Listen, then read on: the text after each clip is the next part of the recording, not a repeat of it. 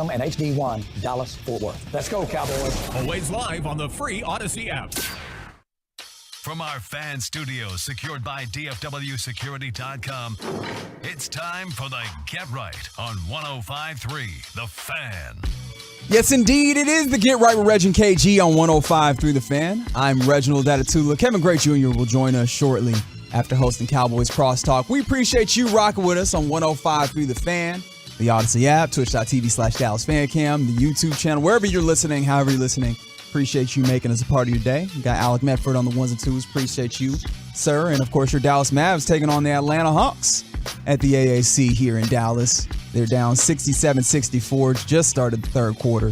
And, of course, it's the home of the Cowboys. So everybody's excited as you have reached past the wild card round, now into the divisional round. They'll be taking on the San Francisco 49ers.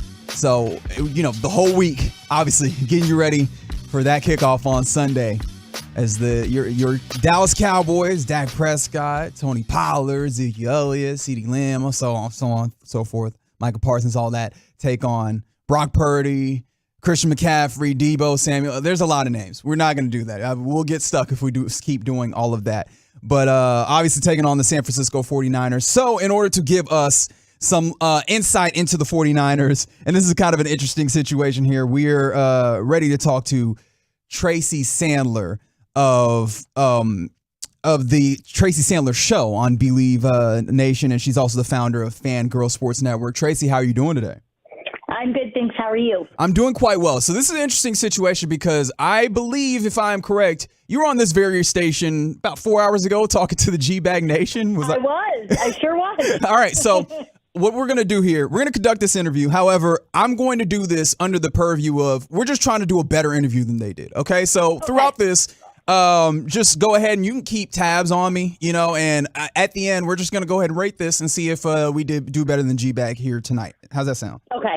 Well, that sounds totally fair. Fantastic. To start with this 49ers team, the thing that consistently jumps out to me is how good this defense is, to the point of, like, it's exciting when the defense takes the field, which is not a very normal thing. Is it possible for you to, like, quickly illustrate just how good this defense is?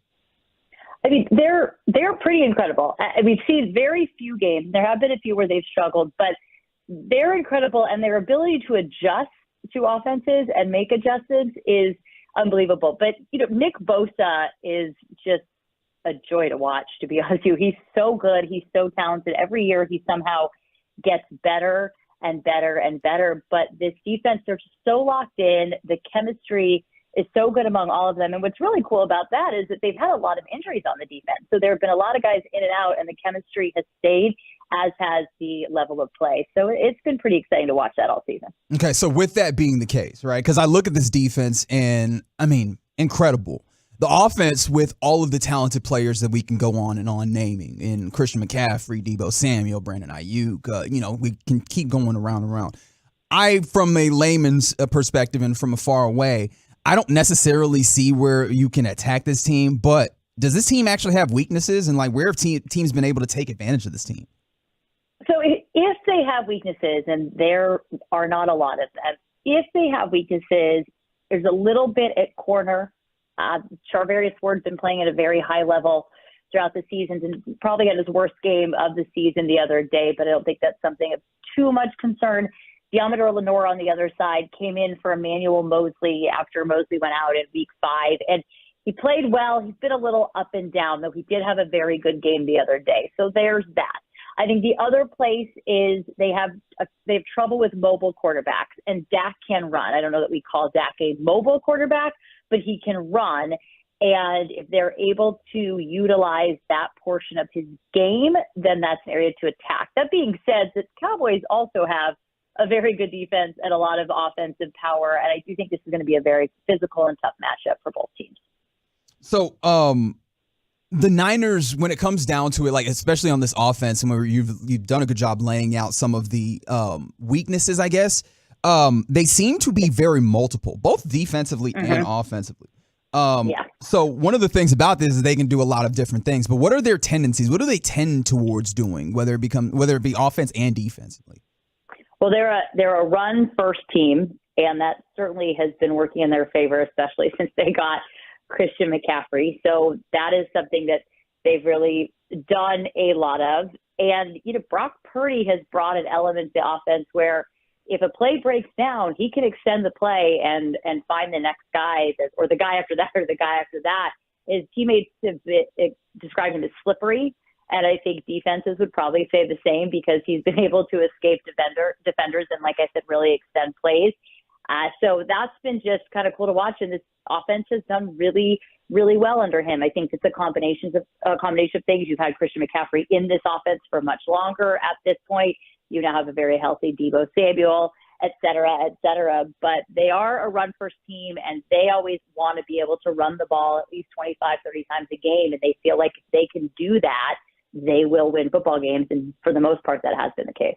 So defensively, where are we talking about? Like what do they tend towards doing? Defensively. I'm sorry, you broke up for a second. Can you say that one more time? What do they tend towards doing defensively? Because you did lay out some of the offensive tendencies. What are they looking to accomplish and attack defensively? Well, defensively for them, it all starts along the line and that front seven. And if they can, pressure the quarterback into making mistakes, then everything goes well, which is true of everyone. But for them, it really is about that front seven. Now, what they've had this year in the addition of Charvarius Ward is the front seven does its job, and then you have a shutdown corner in the secondary that's really able to do his job. But that's really what it is for the defense. It is all about that pass rush, and they have been so incredibly successful at it. And Nick Bosa is the name we hear a lot, but everyone has been successful at it. Obviously, Eric Armstead, Charles Omenihu, Samson Ebukam, and that is where it all starts, is among that front seven. Of course, I think they have the best linebacker trio in the league in Fred Warner, Dre Greenlaw, and Azeez Al-Shaair. So that is really where everything begins, this defense. But like I said at the beginning, what's been so incredible about them is their ability to adjust. So if something's not working, they fix it, and they seem to fix it well. And they break teams. Their teams, the week after they play the 49ers, every team has lost. I think it was for 13 games straight. That is quite the stat there. We're talking to Tracy Sandler, 49ers beat reporter and the host of the Tracy Sandler Show on the Believe Network. Tracy, one of the things that we've talked about is kind of Brock Purdy and his capability to kind of make some plays outside of the structure.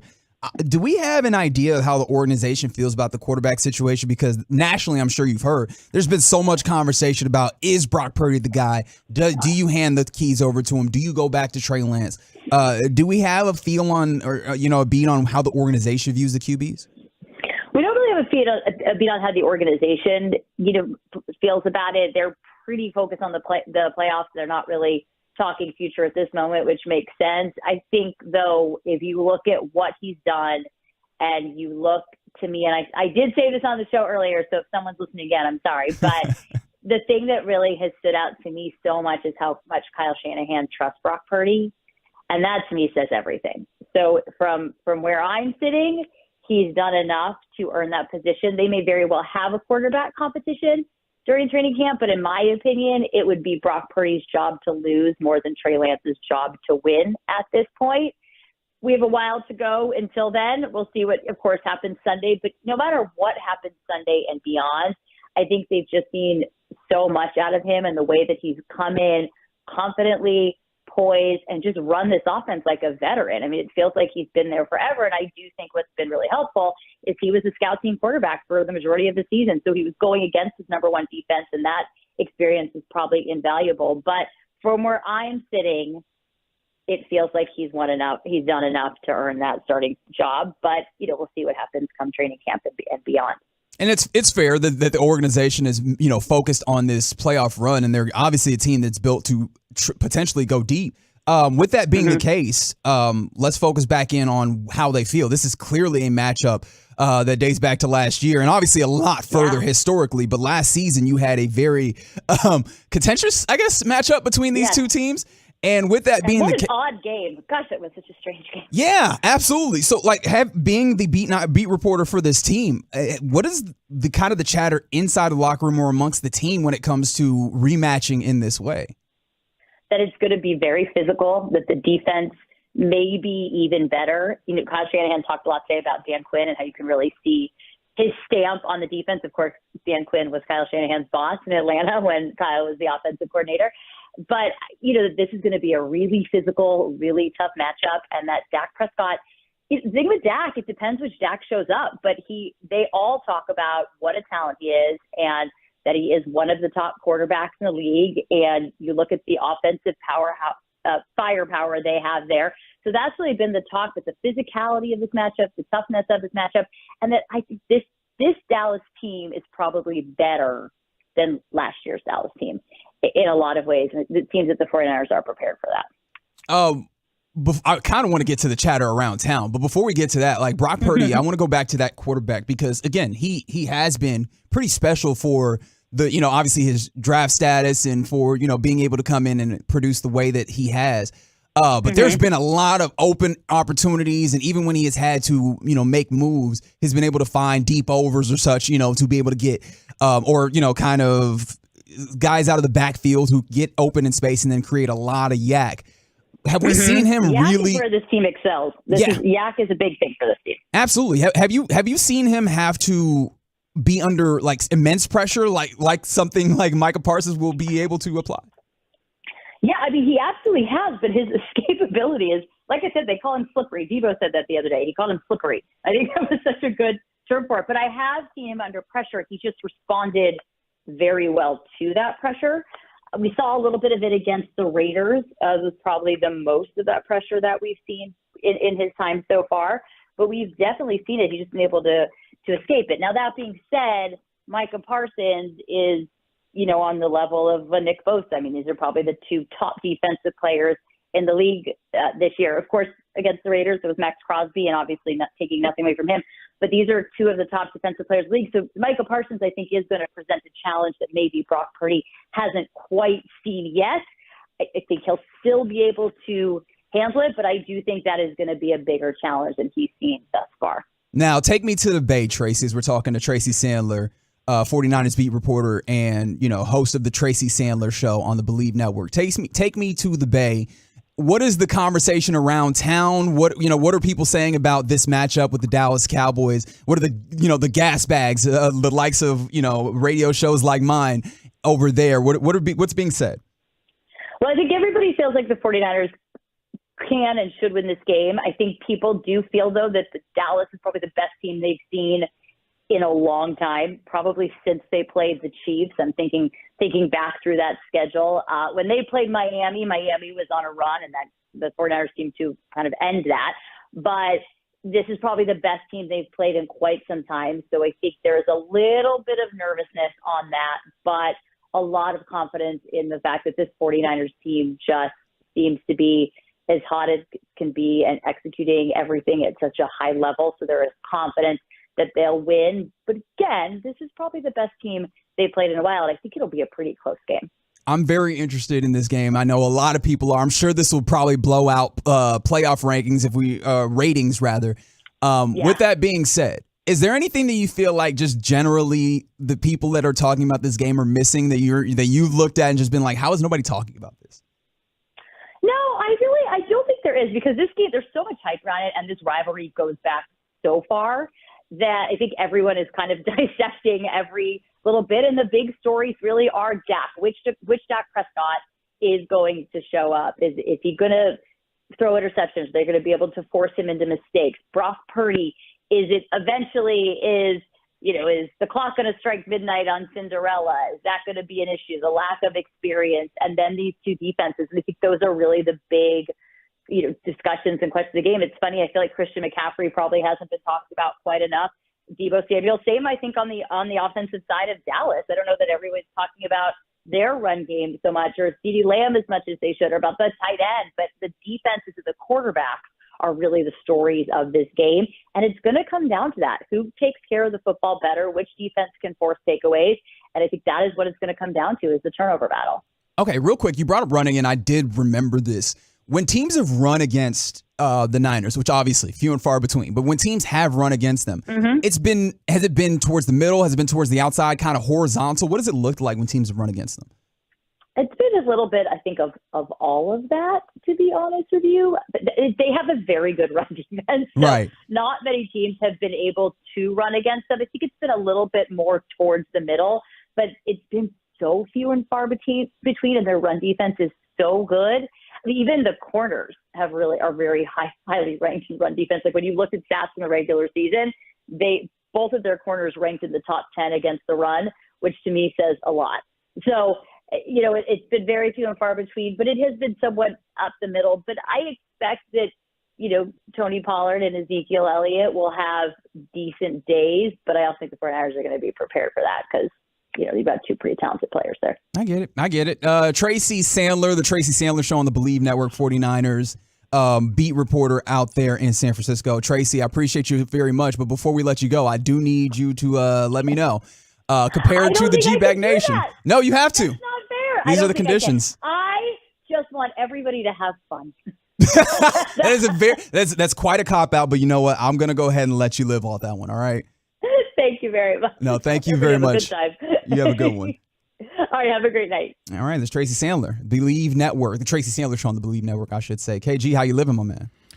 What's up, Reg? It is Wednesday night, as my man RJ Choppy would say, hump night on 105.3 The Fan. Appreciate Tracy Sandler of the Tracy Sandler Show, the Believe Network, and also beat writer for the 49ers as well, joining us here on the Get Right. It feels like a throwback weekend. Last year. What's funny is I don't feel that way, but I also am not like I'm not dyed in the wool in that way, right? Yeah. So I appreciate the history that's there. Mm-hmm. It doesn't immediately jump to mind. However, I can easily understand how for everybody that's been in the Metroplex, been a Cowboys fan for so long, or obviously a Niners fan for so long, how you immediately jump back to those great games. If for no other reason, and I'm just doing this because this is where I wanted to get to. Yeah. Hey man, this is an elite jersey matchup. Yes. An elite very jersey much so. matchup, bro. Very much so. No, you're right about that. Two of the more classic jerseys in the league, and just the rivalry itself. We just came off the Cowboys crosstalk with Nate Newton, and just hearing him reminisce about this rivalry and what it meant to him and those teams in the 90s and what those teams went through against the Steve Youngs and the Jerry Rices and the Dana Stubblefields and all the great players that this rivalry has made up. It's just it's a really cool time. And just overall, 3 out of the 4 teams left in the NFC playoffs are from the NFC East. It just kind of takes you back to yesteryear and what the NFC East used to be like. Yeah. With the gauntlet that you had to run through with the Eagles and the Giants, Cowboys as well. Washington, could kick rocks at this point. Can I tell you something about the idea of three of the 4 teams in the NFC are NFC East teams? When it comes to like odds to win the Super Bowl, 2 of those teams have like the worst odds of the remaining 8 teams. So the Cowboys and the Giants. Yeah, it's odd. It makes sense. It's where we are. It makes sense. Philadelphia and San Francisco should be the favorites of the 2 in the NFC, and then obviously what you got going on with the Chiefs, the Bengals, the Bills. There's a lot of talent over there on the AFC side of things. But again, appreciate Tracy Sandler of the Believe Network of the Tracy Sandler Show joining us, talking all things 49ers as we go behind enemy lines as we get you ready for 49ers Cowboys on Sunday afternoon. How you gonna say 49ers first? Cowboys 49ers. There you go. Get it right. The Cowboys 105 through the fan. Coming up next, we get you caught up on what's happening at the American Airlines Center as the Dallas Mavericks host Trae Young and the Atlanta Hawks. But Tim McMahon of ESPN got mass Twitter a-talking today because is Luka finally ready to play GM? We'll talk about it next on the Get Right on 105 through the fan. Listen. Stream the Fan 24/7.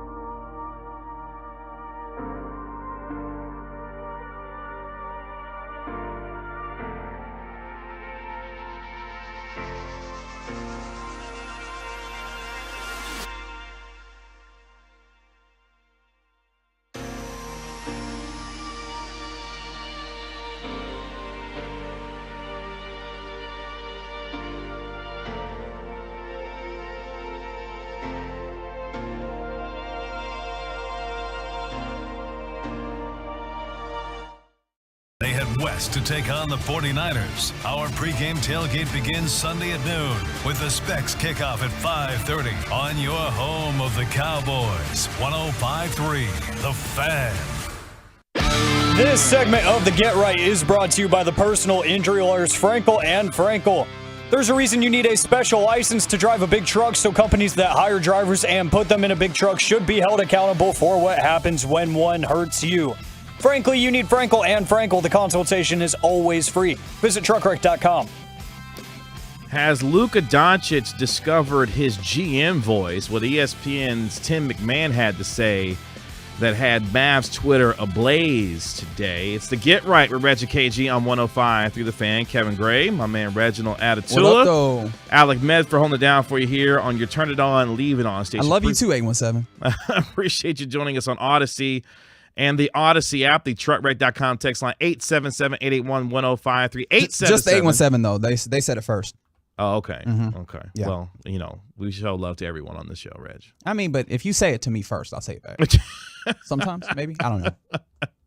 877-881-1053. Appreciate Tracy Sandler of the Believe Network for joining us last segment via the Diamond Factory Hotline. If you missed that conversation, you can hit the rewind button on the Odyssey app, and you can listen anytime on demand for us on 105.3 The Fan. It is 93 to 90, or excuse me, 96-92. Oh, okay. So I'm about to see something then. Oh, my bad. Yeah, it's all good. It don't hurt my feelings. 96-92. Ah, Josh Green. Cool.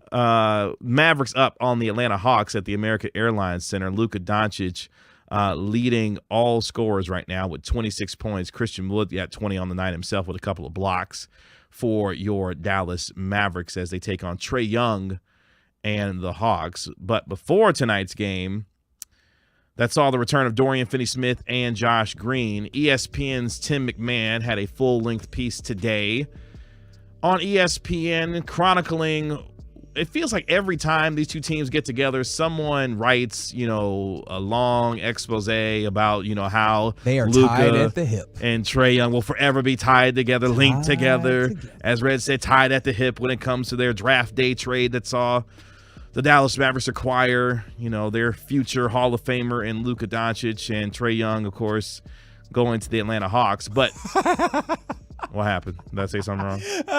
No, you didn't say nothing wrong. Oh, I didn't say anything when it came to Trae Young. I should say all-star. Yeah, you was Trae just Young. like, he gets no accolades. he is Trae Young. Well, relatives, to how these things have gone so far, Mavericks got the better end of the deal. Sure. And I was talking about this with Rodrigo earlier, is the idea of Mavericks clearly got the better player, and we knew this probably about 2 years ago at least, right? Yeah. But whether or not that was going to be like a bust is going to be determined like a few years down the line, I think. Because I will take you back to the 1984 draft, I believe. 1984 NBA draft. I'll do my KG and let y'all know what I'm typing into this Google right as I'm typing it, right? Will this be the Michael Jordan draft? Yeah. This is when Michael Jordan was drafted number 3 overall. You remember who was drafted number 1 overall? Yeah, my man Sam Bowie. Nope. Bowie was 2. No. Hakeem went number 1. There you go, right? Hakeem went 1. Right? And this is the thing, right? That's right. Michael Jordan, greatest player of all time, right? By a lot of people's accounts. Ain't nobody in Houston upset that they drafted Hakeem Olajuwon, right? And that is because he meant enough to them that it was like, no, that's cool, right? We'll take our guy. You can have that guy. And if Trae Young settles in, and if they look at him and they go, oh yeah, no, we were cool. You can have your guy. We'll have our guy.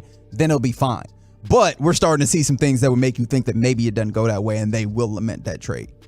Well, among what was, I thought, a terrific piece by Tim McMahon, who does, I think, really good work for ESPN, one statement stood out among a lot in this particular piece that had Mavs Twitter ablaze today as we get closer to the NBA's trade deadline on February the 9th. A lot of people wondering whether or not this Mavericks team is eventually going to make a move, and ESPN's Tim McMahon spoke to some of that particular thought when it came to Luka Doncic by name. He says, quote, sources say that Luka Doncic, who hasn't shown a desire to be involved in personnel matters in the past, has strongly indicated he wants the Mavs to upgrade before the February 9th trade deadline, to which Mark Cuban responded in kind directly to Tim McMahon, who apparently he gave a statement to Tim McMahon in the third person where he says, quote, Tim McMahon got it dead wrong. Luka has never suggested, asked, demanded, or discussed changes to the roster, end quote. Cuban goes on to say Luka and Nico have a great relationship. They talk almost daily. Luka knows exactly what we have going on and is very supportive. To which I say, when I hear something like this, Reg. What did you say? Of course, Luka, it sounds like, talked about this. Because look, I mean, here's the larger context of conversation around this. And we talked about this back in July. When was Luka Doncic going to find his quote unquote voice? And if we are to believe the reporting of Tim McMahon on this, it seems like, Rez, that Luka Doncic is starting to find or has found said voice when it comes to how he feels about personnel matters for this team, if we are to believe what Tim McMahon is reporting here.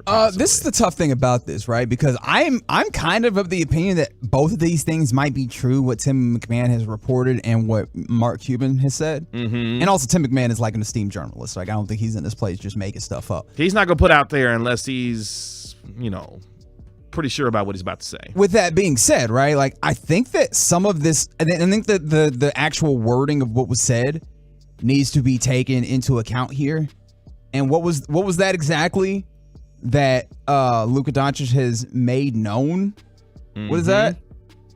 He has strongly indicated. Strongly indicated. What does that actually mean? Because, like, Cuba's like, no, he ain't said nothing. Yeah. Yeah, he might not have said anything. But, like, if he is giving you the impression that, yo, I would like this to be better. Because this is the tough thing about the idea of his GM voice, right? Maybe Luka Doncic, and some people might say that I'm bringing stuff up that don't need to be brought up. But I think you understand what I mean when I say it. This man love him some LeBron James, right? As a player and all of those things, right? That's cool. LeBron James as a player, really, really good. LeBron James as like a part of a team, like an organization. That man is a passive-aggressive king, right? Like, he may not say what he wants to say out loud all the time. Like, there's certain instances where he'll say what he needs to say out loud. He'll hint at it, though. He'll say a lot without saying much. And I do wonder if Luka Doncic has picked up some of that, or if that's simply just his nature, right? It could just be his nature. He don't have to be copying somebody in that way. But, I mean, the idea that he wants to play with better teammates or, like, have a better opportunity to win or whatever, like, he can absolutely have gotten that across without going out and explicitly saying, hey, Nico, go get me somebody. Absolutely. But the point being, he wants to be winning, right? He's a competitor. Yes. Ultimately, like, we could be getting into this nitty gritty of it, and people can, who said what and who didn't say what. We do know, and I think it's very easy to be able to conclude this. That man wants to be a winner, and what you have right now is not a winner. So, like, that what you need to do is put around him a winner, because even if you don't want to speak to him specifically, maybe he hasn't said that, hey, man, or else, what that ... is. We've seen that once you get players on this second deal, right, that rookie max extension, mind you, once they start getting 1 or 2 years out, they have leverage if they decide, yo, this isn't going the way that I want it to go. And we know the way that he wants it to go. So, yeah, you've got to meet him at point B before he gets somewhere else, right? I love this because I'm so fascinated by the way that we have been able to chronicle his career to this point. And the fact at 23 years of age, he's literally been one of the 5 best players in this league for the last 3 years as an all-NBA first teamer. And now as we have heard reporting about, even from McMahon himself, about this team being in a, quote, 2-year window where they're trying to figure out what things competitively look like around Luka Doncic. And if we are to believe this report from McMahon here, that Luka, for the first time, is indicating what he wants to see, or if he is strongly indicating, whatever words that we want to use to decide how Luka's communicating to the Mavericks, or how Cuban is saying that Luka is communicating to them. This is now the first sign that we have that he is willing, reportedly, to say things on such matters, which to me is a massive deal, because you mentioned the LeBron thing, which I think is an excellent point, because thanks. Luka grew up in the LeBron player empowerment era, Luka grew up in the player empowerment era that was LeBron James movement. LeBron was never afraid to choose his destiny and to bring players with him. I said it in July and I'll say it again. This organization cannot expect the blind loyalty that Dirk Nowitzki gave that organization for 21 years and to think that he's going to stay. Number one, he's not going to play for that long. And Luka has said as such, he's not going to play for that long. But number two, they should not expect him to have that same kind of loyalty from him that they got from Dirk Nowitzki, because he has seen too much. There is too many good players in this league who are ready to team up with one another. And you can say Luka isn't necessarily one of those players that wants to go team up with other guys. If there is an opportunity and he doesn't feel like this situation, in my humble opinion, is one that will get him close to a championship or winning a championship, what is to keep him from voicing his displeasure and wanting to leave? I don't think we've gotten to that point, obviously, yet. But now we have seen, or at least reportedly now heard, that he's willing to talk. And that to me is a big deal. That he will imply or indicate, right? Indicate. Now, this is the thing, right? The question was, has he found his GM voice? And I'm inclined to say no. Okay. Because this is the thing, right? If Luka Doncic does not exist as Luka Doncic, I understand I'm changing the parameters, right? If he is another guy on the 12-man roster, if he is frustrated with how the team is like, hey, man, we not winning, are we saying that he is being some level of GM, right? I don't think so, right? Mm-hmm. I think that it becomes like GM voice. It becomes that when you are utilizing the influence that you have to try and force things to happen. And it does not indicate that that is happening, right? No. Tim McMahon seems pretty clear in the way that he's reported that this is not pressure. This is not him saying if then, right? We can kind of extrapolate what that if then could be at some point. This could be the impetus for something of that nature down the road. But possibly. he has seemed, and I mentioned the idea of LeBron being passive aggressive. He has seemed to just be passive, like Luka Doncic in these things. He has said that he wants no, handling in personnel matters. So with that being the case, it might just be a competitive dude that's like, dang, I want to win. Mm-hmm. But that does not necessarily mean that he is like imposing any of that on anybody, or that changes the way that the organization has to move. Now, obviously, they got eyes, right? They got a brain. They could do the math on this to be like, look, man, we need to try and win just because he is so good. But I don't know that he is in that place where he's a GM, where he's like, look, man, you need to go do the ... You need to make things happen. I think that he is simply existing as a competitive player. This is going to be so fun to chronicle now, because this is what eventually these superstars will find, whatever it is or however measure they want to take to put pressure on an organization for them to win around them. Maybe we're seeing some of that, maybe not, but that definitely had Mavs Twitter ablaze today as Luka Doncic and the Mavericks take on the Atlanta Hawks. The score right now at the American Airlines Center, 107-106, with 8:28 left in the fourth quarter. Mavs up by 1 against the Atlanta Hawks. It's the Get Right for Reggie KG on 105.3 The Fan. Coming up next, we go around the National Football League, get you caught up on the latest news and notes heading into divisional round weekend right here on 105.3 The Fan. Coming up on the next KNC Masterpiece, which version of the Cowboys do you believe will show up Sunday?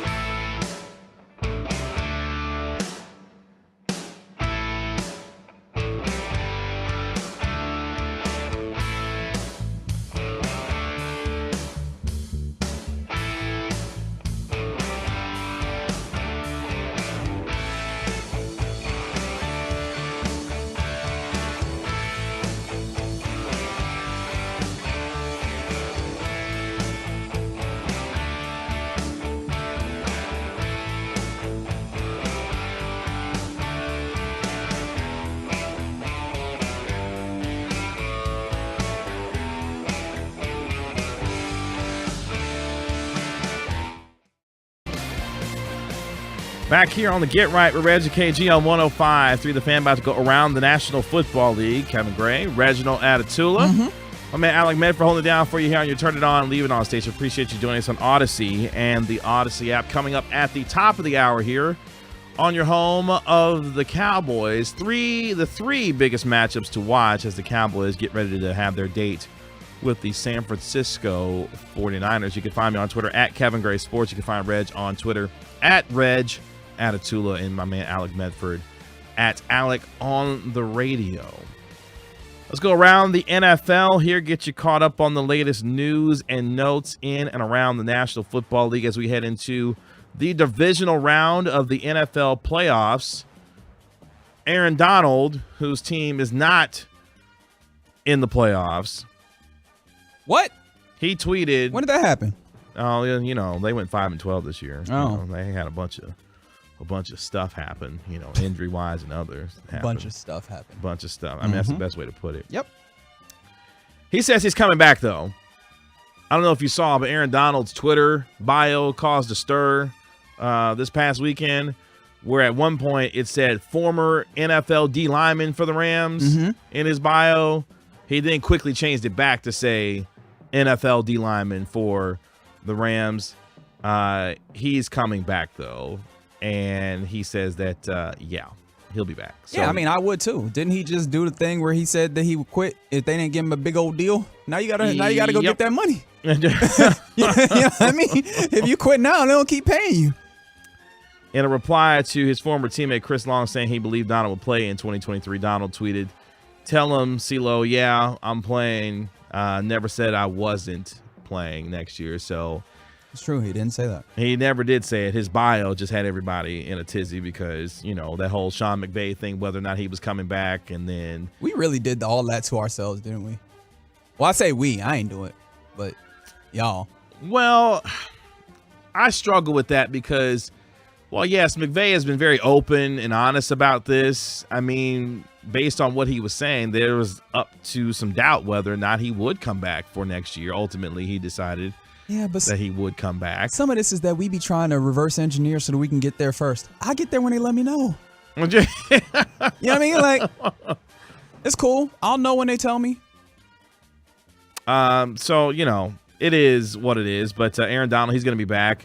And Matthew Stafford, they are going to pick up his option for him to be back over the next couple of years as well. So sure, we'll see how the Rams running back going into 2023, but Aaron Donald clearing the air saying, nope, I'm good to go for next year. The Dallas Cowboys, speaking of player transactions, the Cowboys decided to sign a kicker. And his name is Tristan Vizcaino, after your man Brett Maher got out there on Monday Night Football and missed 4 of them extra points. After the Cowboys said, no, we're not going to bring in anybody. We're not going to, go down that road. Well, they lied. And they decided to bring in Tristan Vizcaíno, and he's been signed to the practice squad. I'm not going to lie to you. I didn't necessarily like this move. I wasn't necessarily feeling it. The last thing you want to do is for a dude who missed 4 field goals or 4 extra points is to have him looking over his shoulder.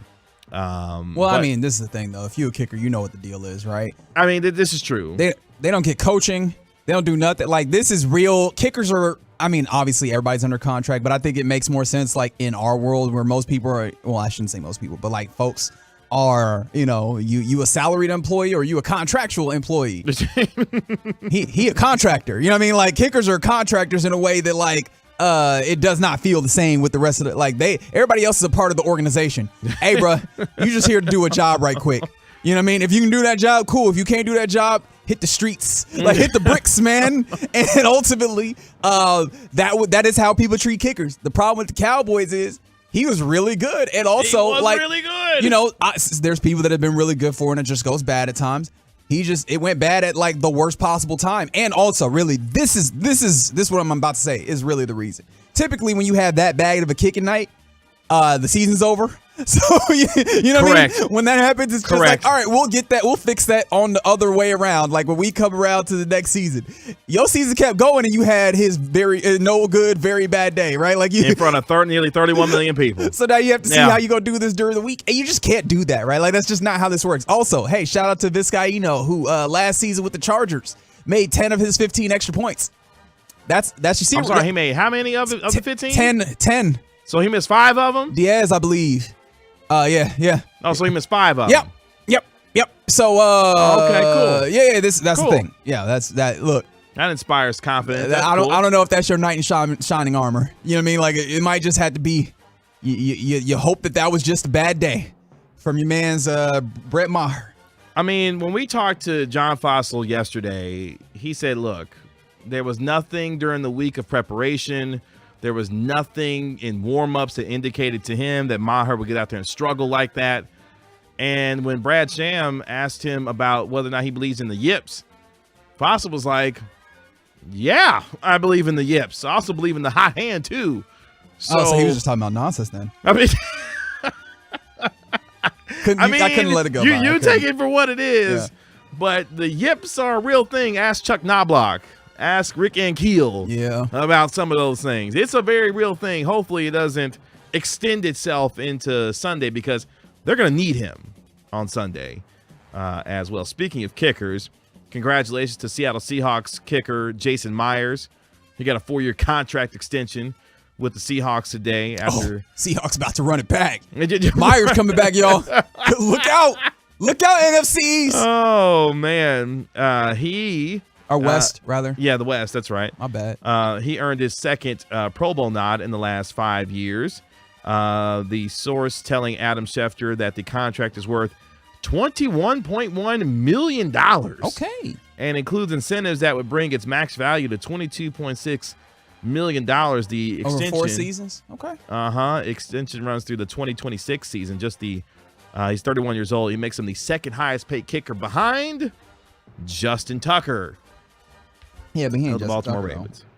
My man went 34 of 37 on his field goal attempts this year, including all 6 of his tries from at least 50 yards this year. Okay. So Jason Myers was bombing away for the Seattle Seahawks. Did you hear G-Bag earlier today when they were discussing the kicking situation with the Cowboys, talking about they would offer a second-round pick for Justin Tucker? I feel like you're going to have to a lot more than that to get Justin Tucker around here. Or I have no idea. Like, what do kickers go for? What's the market? Like, I have no. What are the comps? Like, you know what I mean? Like, for those our listeners that are realtors, what are the comps? I don't know. I don't know how to make that.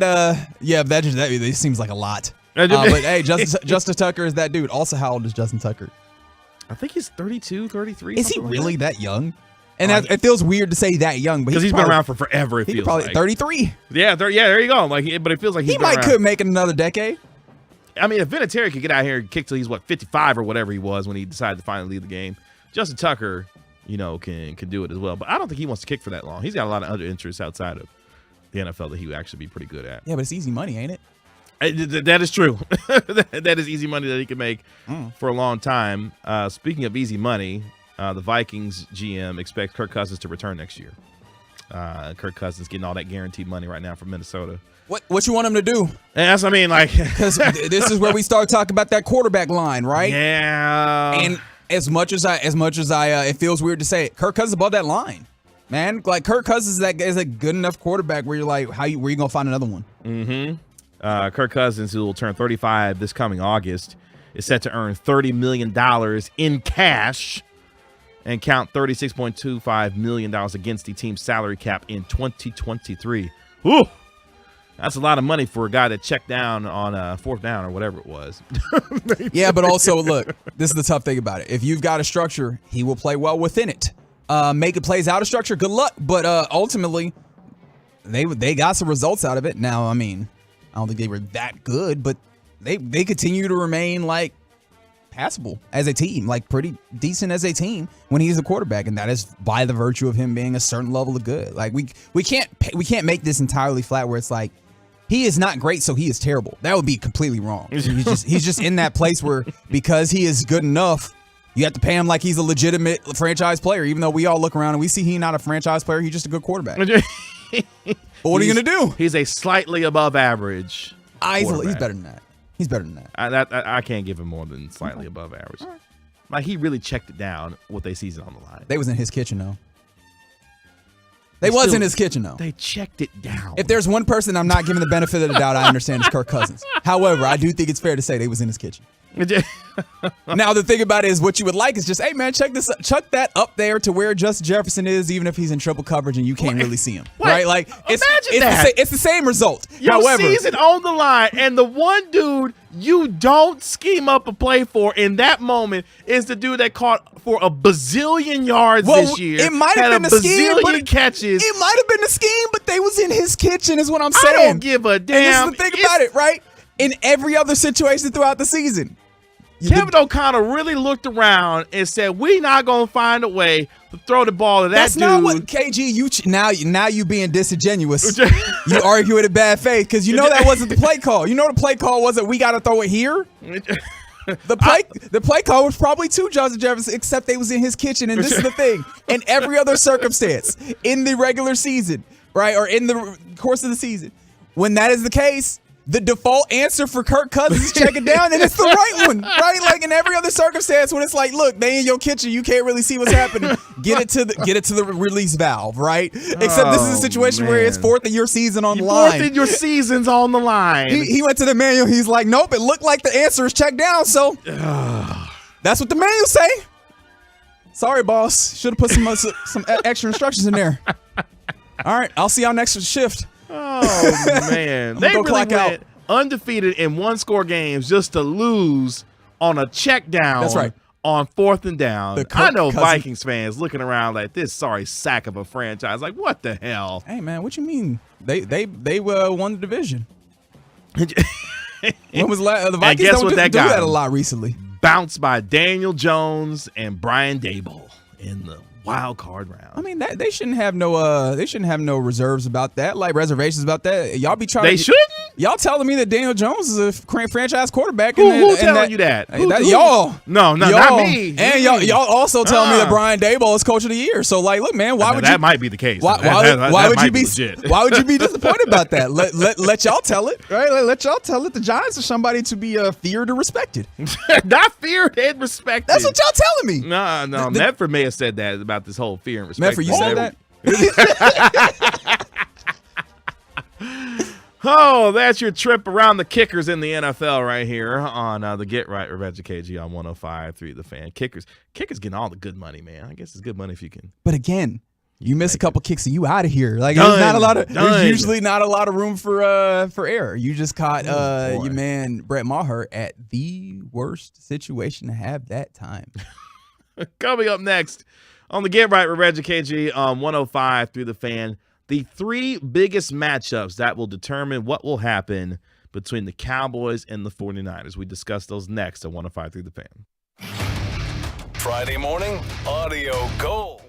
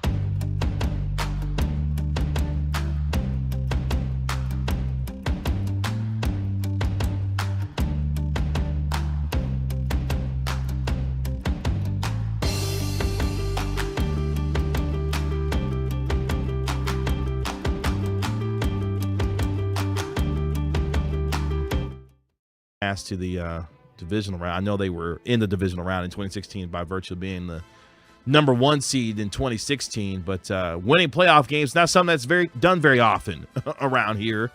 As the Cowboys happened. It did happen. Deal with it. It did happen, and a lot of us are excited about it. But they're taking on, Reg, a San Francisco 49er team that is as talented as they come in the NFL. Absolutely. Having won 11 straight games, skill players galore on both sides of the ball.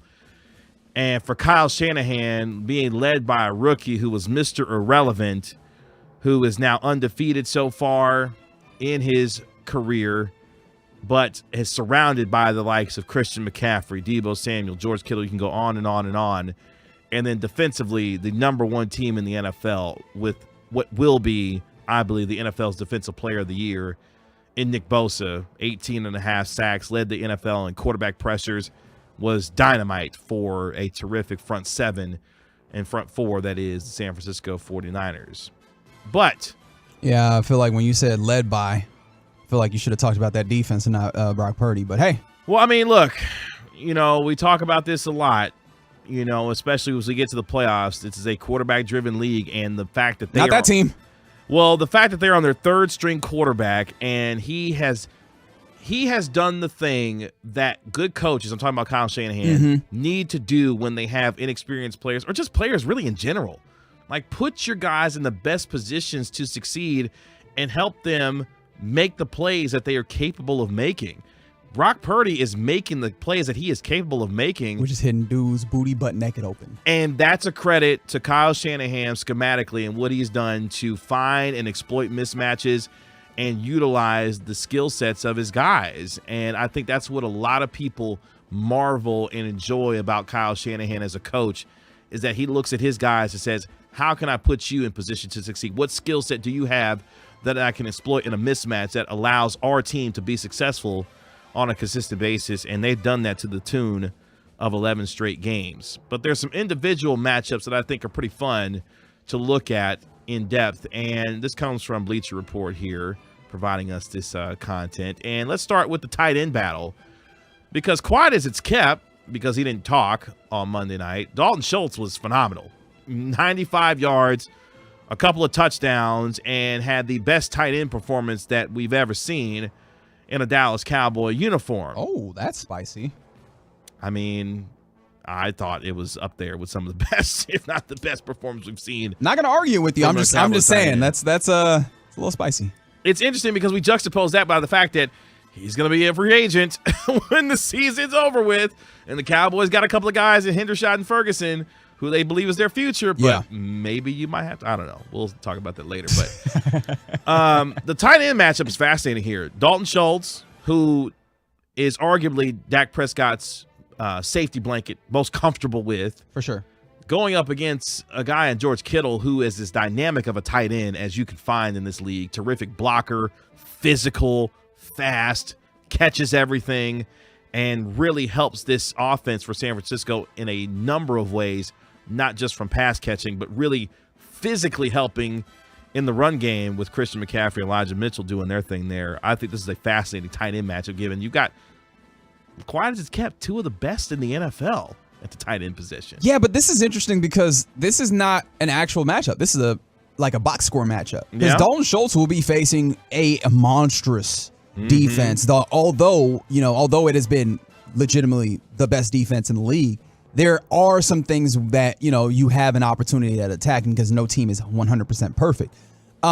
They're not going to be, wildly disguising what they do. They just go out there and play because they've got the dogs to do it, or the horses, or whatever other animal you want to use to get your point across that they're really good at football, like the individuals. But you can go and you can try and attack them up the middle. And Dalton Schultz is that guy for this team, right? Running seams and the like. So you've seen him score many a touchdown, running seams between those safeties. And that is where I think the Cowboys are going to need to try and attack. So he will be vital in that way. On the other side, George Kittle, you mentioned how versatile he is, right? One of the things that people talk about a lot is just how incredible he is at blocking, like having an extra tackle out there almost, while also being a dude who can leak out and be fantastic in open space and against defenders. Like, considering what Jaron Kearse went through in that last game. Now, obviously, he said he's going to play 100%, right? So, like, whatever it is, he's just going to, truck through it or whatever.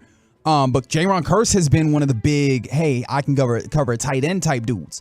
This is a hell of an assignment if he is ultimately called to task to guard George Kittle. So, like, this is very interesting in the ways that this is, the box score matchup is interesting, but even like the on-field matchups of this will be just as interesting as who gets more yards, who is more effective in the game. Yeah, Jaron Kearse, who's dealing with the MCL, sprain, having to go against an all-world tight end and George Kittle is going to be fun to watch. And how Kyle Shanahan goes about attacking this Cowboys secondary in a multitude of ways with the skill position players that he has is going to be just yet another chess match to watch in this game. Matchup number 2, which I think is going to be fun as well. CeeDee Lamb versus this 49ers secondary. I don't know if you watched Seattle and this 49ers in wildcard weekend, but DK Metcalf got off, and Trevarius Ward was on the receiving end of some of that, especially that 50-yard bomb that him and Geno Smith he and Metcalf hook up together with in wildcard weekend. CeeDee Lamb has a chance, I think, to have a big game against this secondary, and there are elements that can be had for this 49ers, back in there. How CeeDee Lamb matches up against this secondary is going to be another piece that Kellen Moore will have to try and figure out against this terrific defense. Yeah, you mentioned Charvarius Ward when we were talking to Miss Sandler earlier today. She was also mentioning how the corners have a little bit of fallibility to them, right? So there's that. But also when we talk about CeeDee Lamb, we talk about getting him in space. And again, attacking the middle of the field. He's been Dalton Schultz's partner in crime in attacking the middle of the field, right? Some of those overs and such. So yeah, no, he's going to be involved in that as well. Yeah, absolutely. Him in that soft space that you might be able to get. And I'm interested in how the secondary of the 49ers go about this, right? How much they're going to play zone versus man in this, because if they do play zone, the likes of CeeDee Lamb and Dalton Schultz finding those zones and sitting into them could be very intriguing for allowing the Cowboys to move the ball, or how do they say it? Matriculate the ball up the field. It's going to be interesting because we've seen Dak Prescott and some of the evolution of his game, because one of the criticisms that we have had of his game is his times and inability to read coverage. But we've seen him this year.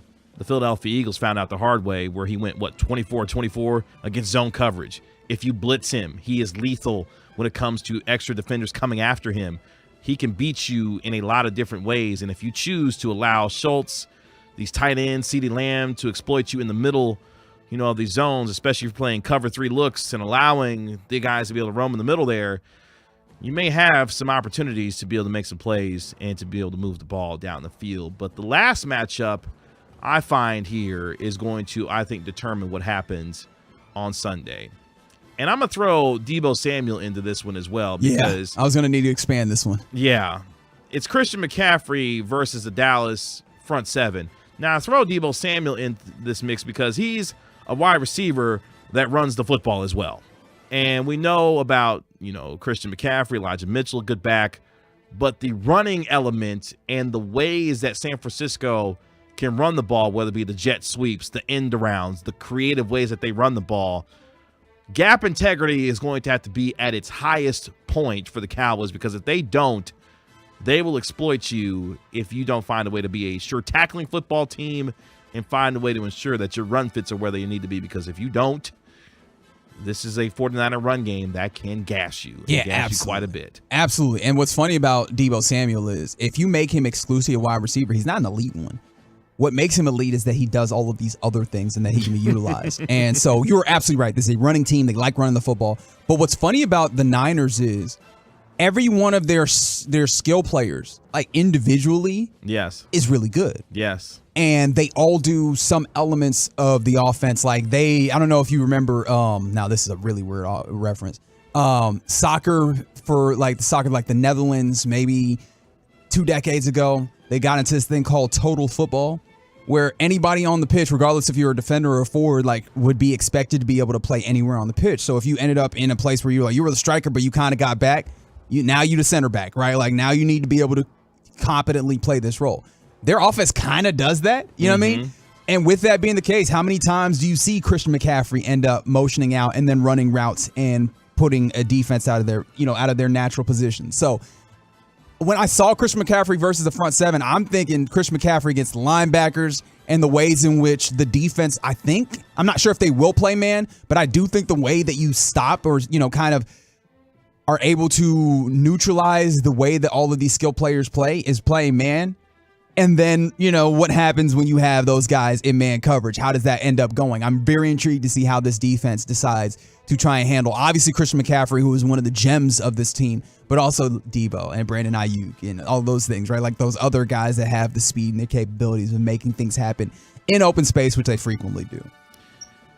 You got to be able to bring your hard hat against the San Francisco 49ers because that's a physical football team. And Dan Quinn not just emphasizing trying to create some confusion for the rookie and Brock Purdy, but ensuring that his team is ready to play a physical brand of football, because one of the most scary sights in the NFL is watching big number 71, Trent Williams, who is on his way to Canton, get out there on the edge and get downhill on you. Trent Williams is a load when he gets out on the edge, and a fun offensive lineman to watch. This is why San Francisco is one of the favorites, because they have one of the most, if not the most complete team in the league. The wild card is their quarterback capable of playing at the level needed to help guide them to where they believe they should go. And you talked about playing on the edge. When we talk about that front seven, playing contain, making sure that you're able to get the edges. Marcus Lawrence. From the 8-3-2, Brandon Ayuk is one of the best blockers in the league, right? Yes. Getting out to those edges. And you know what that also is going to bring up? Everybody's favorite game show, Will, number 7, tackle. Right? Like those guys are going to have to get involved because it will get to the outside. And, it seemed like Trayvon Diggs made a few business decisions. And I'm like-minded. I understand. However, when it comes down to like a team that's going to run the football, all hands on deck, man. Yeah, everybody got to participate in this game. That's for sure.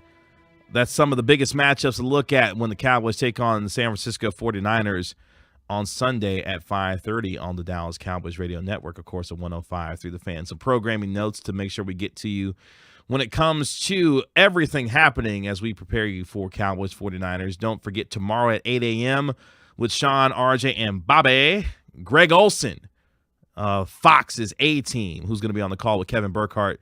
It's going to be on the morning show at 8 a.m. And just now we're learning from our very own Zach Walchuk, the other half of the broadcast team, Kevin Burkhardt, is going to be on the G-Bag Nation tomorrow at 3 o'clock right here on 105 through the Fan. So make sure you turn it on, leave it on all day long, as we will have you covered wall to wall with Cowboys 49ers. Greg Olson at 8 o'clock on Sean and RJ. Kevin Burkhardt of Fox as well with the G-Bag Nation at 3 o'clock here on 105.3 The Fan. Coming up next here on the Get Right with Reg and KG, the real NFL MVPs of the 2022 NFL season, where this Cowboy fit in the top 15. We'll talk about it next on 105.3 The Fan. Blasting out 100,000 watts of FM sports talk power and streaming.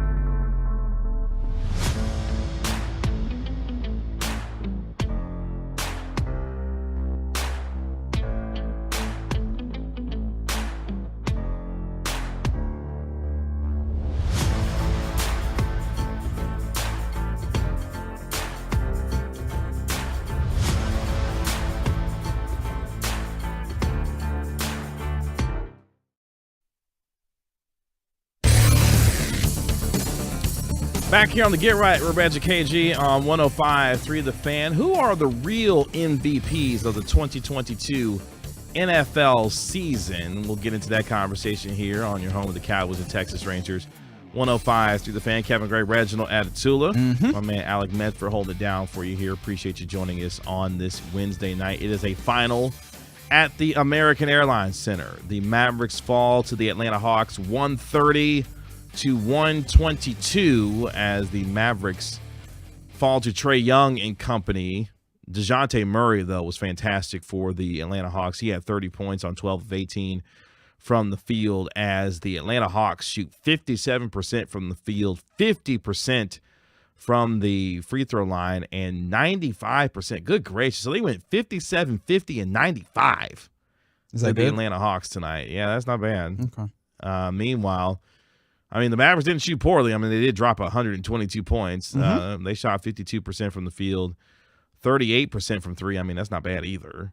But they went 75% from the free throw line. Luka Doncic led the Mavericks with 30 points on 9 of 19 from the field. Spencer Dinwiddie had 20. Christian Wood had 22 and a couple of blocks and a steal, but it was not enough. Well, you want to know some of what was not helping? Dorian Finney-Smith, first game back. Well, shout out to you. Welcome back. 1 for 6 from 3. That's not what you want. It's not what you're hoping for. Josh Green picked up right where he left off.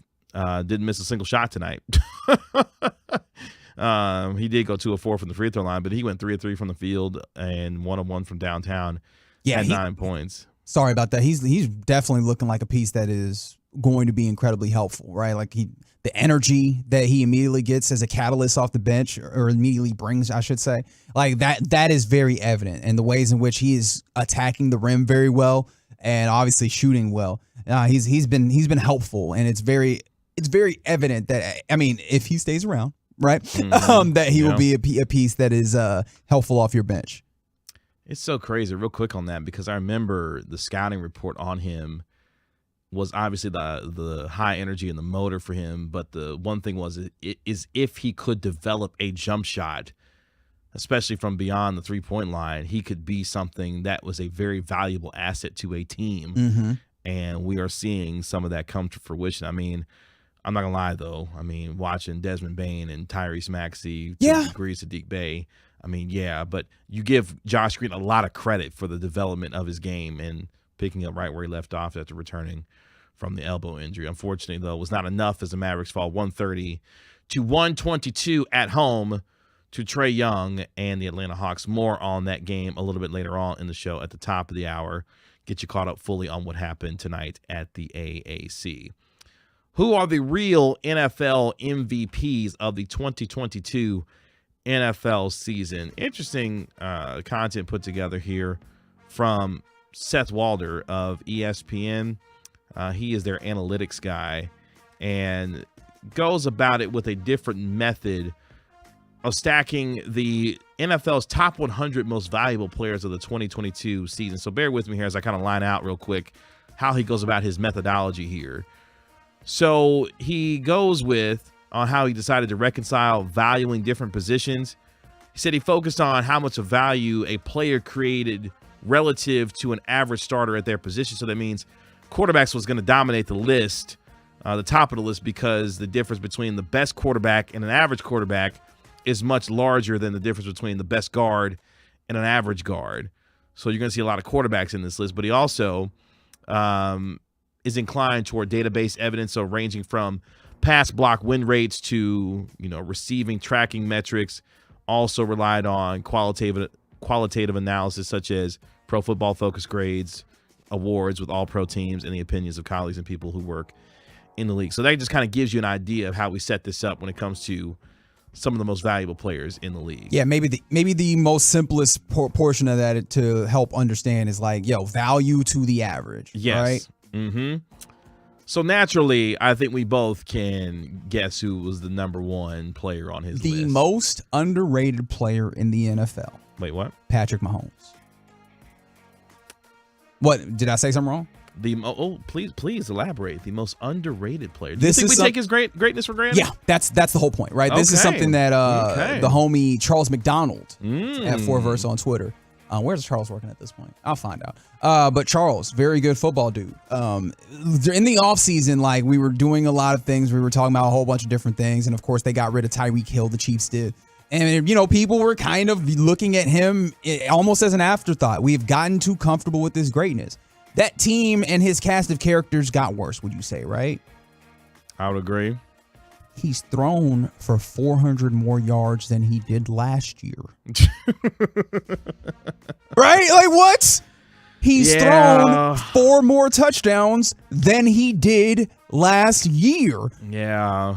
Like, he's a wizard. It's kind of incredible. Like, he threw 500 more touchdowns thereabouts, 500 more yards rather thereabouts, compared to Josh Allen, who was number 2 in yards, right? He threw 6 more touchdowns than Josh Allen, who was number 2. Like, this is a lot. Sorry. I mean, about 400 more yards or 500 more yards thereabouts to Justin Herbert, who was number 2, rather. Yeah. But that being said, hey, man, ain't nobody touching that dude.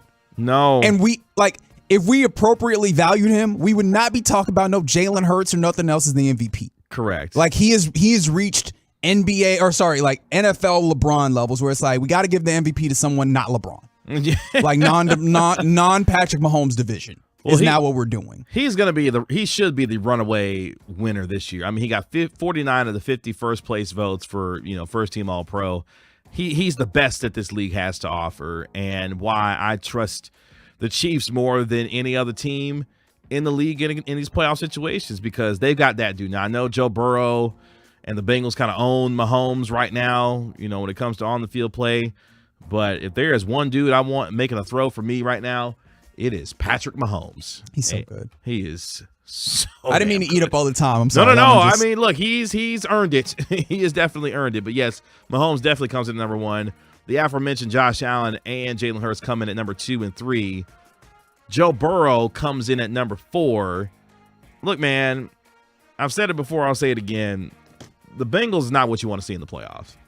They're playing at a high level. I know. Even with Jonah Williams out now? And that's the thing, right? And now banged up even more on that offensive line. Because the offensive line looking a lot like last year. Yeah, and that's the wild part, right? They struggled so much with the offensive line last year, and Burrow almost was able to overcome it to win a Super Bowl. And now they're kind of back in that same spot again, where the offensive line is banged up. La'el Collins out with the torn ACL. Jonah Williams, as you mentioned, they have 2 tackles. Both of their tackles are out. Yeah, with the kneecap injury. So how much can he overcome what is a really good defensive line for Buffalo? Yeah, it might have to be get the ball out in space and let them dudes go to work. Let Higgins and Boyd and Chase do their thing. But Burrow comes in at number 4. Number 5, the guy that we were talking about earlier, Kirk Cousins, who he didn't throw the ball to. Justin Jefferson. I was like, I know you're not about to say Kirk Cousins now. We didn't even get to Aaron Donald. No. Okay. Justin Jefferson comes in at number 5. I mean, it's hard to describe the season that he had, because, I mean, he literally did everything for them. Everything that he possibly could for them. Had over 1,800 yards receiving on the year and was just fantastic. Okay, so we've got a whole bunch of quarterbacks in Justin Jefferson thus far, like, as the most valuable. And it makes sense, right? We're looking at teams that, for whom, like, this thing really doesn't go unless they have them. And Justin Jefferson's absolutely that player, which speaks so highly to him that he is in this level where we're still only really talking about quarterbacks. And Justin Jefferson, yeah. How far are we going to have to go until we do the thing that we got to do? Well, number 6 is a wide receiver, Tyreek Hill. Okay, that's another one. Number 7 might surprise some people. Justin Herbert comes in at number 7. That's interesting. Trevor Lawrence comes in at number 8. Okay. I don't know how to like actually make all of that jive with what it feels like is the case that I'm seeing. Like, obviously, Trevor Lawrence, wildly talented. And wildly talented. Yes. The good and the bad we saw in the playoff game with the Chargers. And number 9, we get to our first defensive player, Myles Garrett of the Cleveland Browns. Yeah. That's one of those. I think he does not benefit from being on a team that is the Cleveland Browns. I was about to say some other stuff, but don't need to say any other stuff when I say the Cleveland Browns. Like, it's just they didn't have the guy that they anticipated as their starting quarterback till week 11, and when he started up, it didn't look right because obviously he had not played for a minute. And it is if they are in more prominent features, we are talking more about how Myles Garrett is a cheat code. Here's how wild his season was. So he was tied for second in the NFL in sacks and was third in the NFL in pass rush win rate, despite the fact that he faced the highest double team rate at edge this season. That's so ridiculous. That's incredible. All right, so what I'm finding interesting, because I don't want to, we were kind of far spent on time. It's interesting. Obviously, quarterbacks inherently are going to be more valuable. They touch the ball the most, all that stuff. You have a couple of wide receivers, which is not where I would have gone immediately next, but there's that, right? And that might speak to how receivers have become infinitely more important than running backs now. We ran immediately to defensive, like, edge player, and I don't know if do we have a few more in this area of defensive edge players? The next two are also edge players, and they happen to be featured in the same game with one another. So we're doing Bosa and Parsons? That's right. Okay. Nick in Bosa, that order? In that order. Okay. Bosa comes in at number 10. Of course, he had 18.5 sacks this year.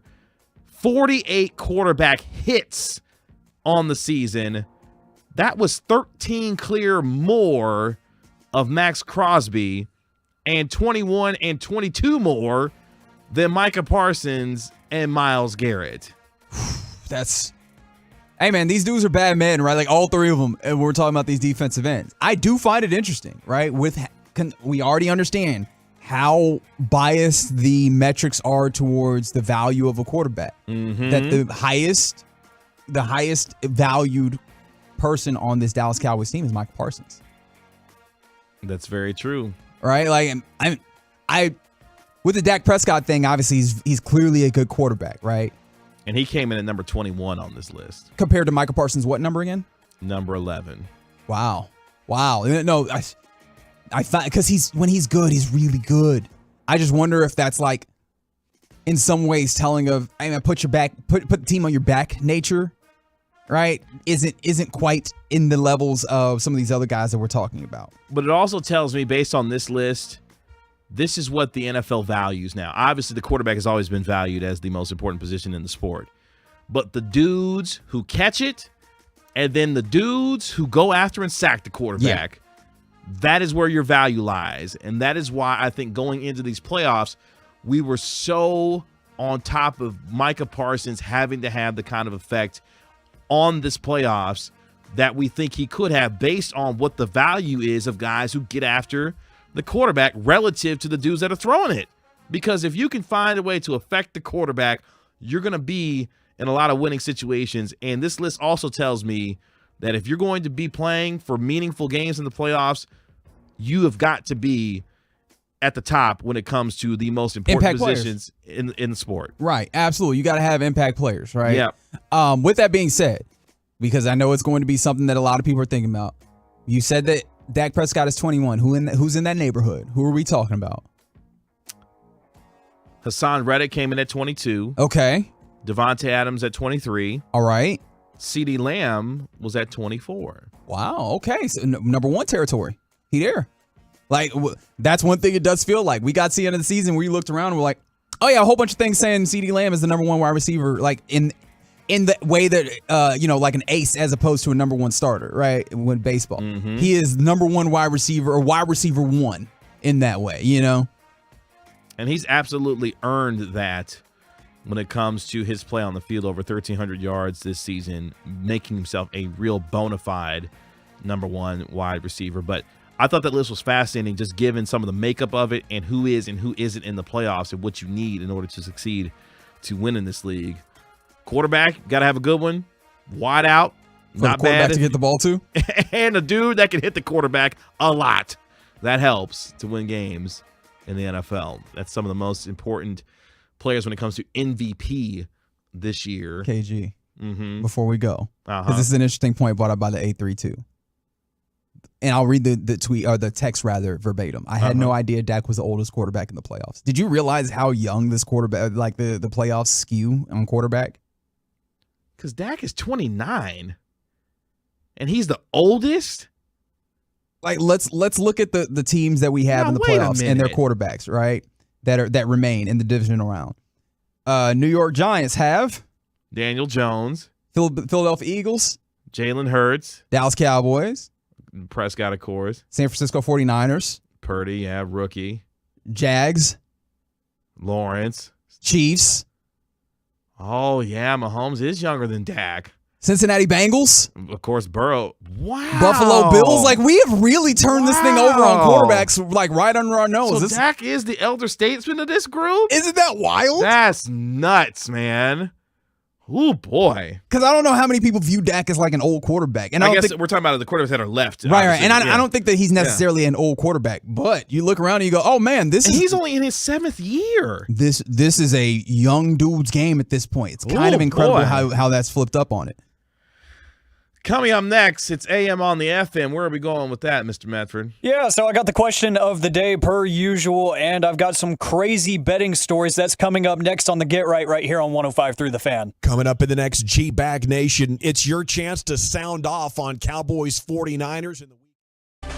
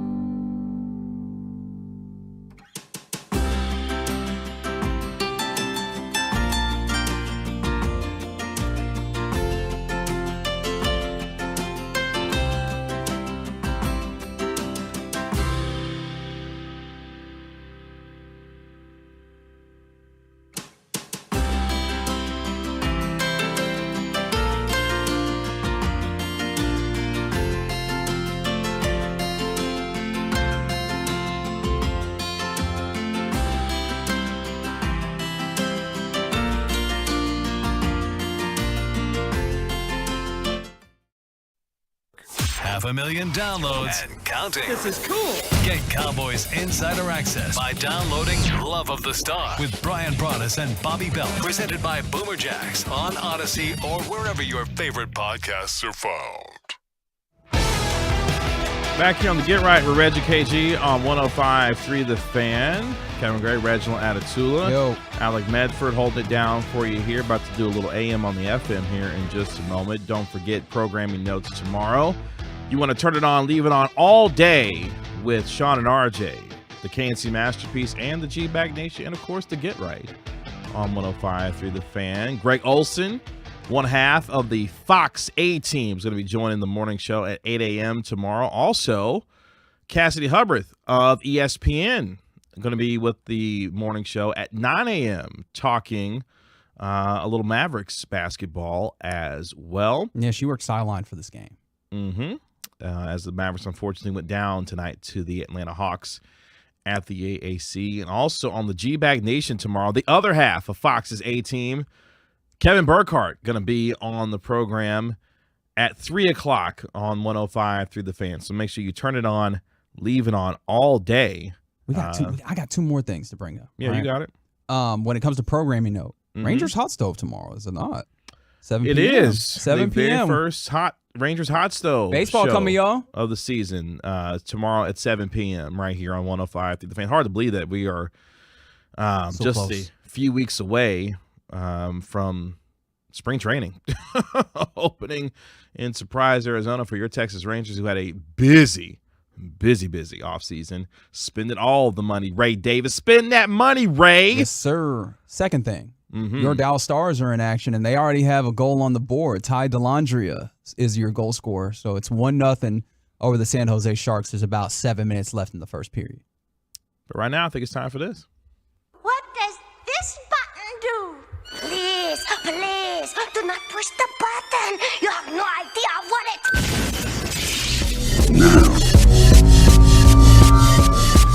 Reality can be whatever I want. Don't you dare touch that dial. Yeah, listen to Jim Carrey. Don't you dare touch that dial because I need your input. As always, the Tolos, the Turn It On, Leave It On listeners, truckwreck.com. Text on 877-881-1053, 877-881-1053. So I've got the question of the day, as I always do, and this one is not really of the brain-melting variety like I usually go for. All right. That really gets you, like, thinking. This is just, I need validation over something that I caught myself doing that I have done for a long time. And I just need that about validation. To learn about Medford real quick? Yeah, I mean, I feel like it's a bit more common than I want to, like, realize. I feel like I just had this moment. It was literally yesterday. And I actually sent a video to a bunch of my friends on Snapchat because I was sad that it wasn't on the radio to ask all the Tolos and Twolos this. So I took a nap after class yesterday. Yesterday was the first day of classes back at UTA, so I was tired. I took a nap. I woke up an hour later, and I was like, okay, let's scroll on Twitter or whatever. And then I was like, oh yeah, I need to do this thing. I'm working on this project, right, with a friend of mine, and I needed to make a Twitter page that we can eventually promote this project on. So I made the Twitter page. I didn't name it or anything because I don't want it out there yet. And whenever you don't follow anyone, Twitter just takes the liberty of, like, you know, putting your contacts on your timeline just because it's like, oh, people you might know. Sure. And I'm laying in bed half awake, and I'm like, oh, who doesn't want me to follow? And I come across someone that I went to high school with, I'm no longer acquainted with, but I saw pictures of them doing very well in life. And I instantly said, dang, I am laying here half awake while they are thriving. I need to go to the gym. So I changed and I walked to the gym. So am I the only person that all peeps something on social media, or like a certain song will come on and you'll just say, I'm doing nothing with my life right now. I need to go do something. Because that is exactly what happened yesterday. I had no plans on working out, but I saw pictures of this person thriving and I was like, wow, I am nothing. And I went to the gym. 832, yes, that was from Dexter's laboratory. Let me tell you something, Efford. Uh-oh. Yeah. When you get to a certain age in life, as I am, at 36 years of age. You 36? Hey, don't do that. Don't do that. you don't give a damn. I respect the honesty. Because you got your own life, your own things you got to deal with, and you can't let what somebody either thriving or unthriving in, yes, I made up a word, unthriving in. I respect it. Let you determine what you going to do with you and your day, okay? So I wouldn't even worry about it. But I understand if you find some here's the thing, if you find some motivation that, you know, you see online that spurs you to do something different or create some different habits, that's one thing. But don't you ever let somebody that you see on your timeline or whatever dictate what you about to do with your day, okay? Oh, man, that was so inspiring. I'm Hey, just dog, saying. take inspiration where you can get it, dog. Exactly, that's what I'm saying. I had to qualify that. Take it where you can get it. Yeah, no, that's my thing is, look, man, yeah. if that gets you going and doing something productive or something that you feel is productive, hey, man, utilize that. Now, this is the tough thing about that, right? You can't lean too much into that because it could put you in a bad mental state. Yeah. A bad mental space. But nah, man, like for me personally, doing these workouts, look, man, it don't take much for me to decide I'm not doing something on the day. Right? It's like, oof, we are past the normal time when I'm supposed to work out. I'll catch you next time. Right? Workouts are like the buses. You know what I mean? I'll catch another one here in about a day or two. It's cool. So if there is an instance where I'm like, hey, man, I just remembered it's January, which means it's about to be February, which means it's about to be March, which means it's getting close to June when I am taking a vacation to islands where I will be on a beach. I need to get these abs right? Like if that's what it is, that's what it is, right? Like, you got to do get it for going. you. Like if you need to do it for you, do it for you. Hey, man, you doing it for you too. If you're just trying to get you looking like them, right? Yes, Then you still doing it for you. Yeah, That's do literally it for what you. happened. That is the exact scenario. And Reg, to your point, June is my month as well because that's when my birthday is. And, you know, now that I'm like legally able to drink and have fun in all of those ways, I plan on being on some sort of coast and enjoying life then too. And I want to look presentable.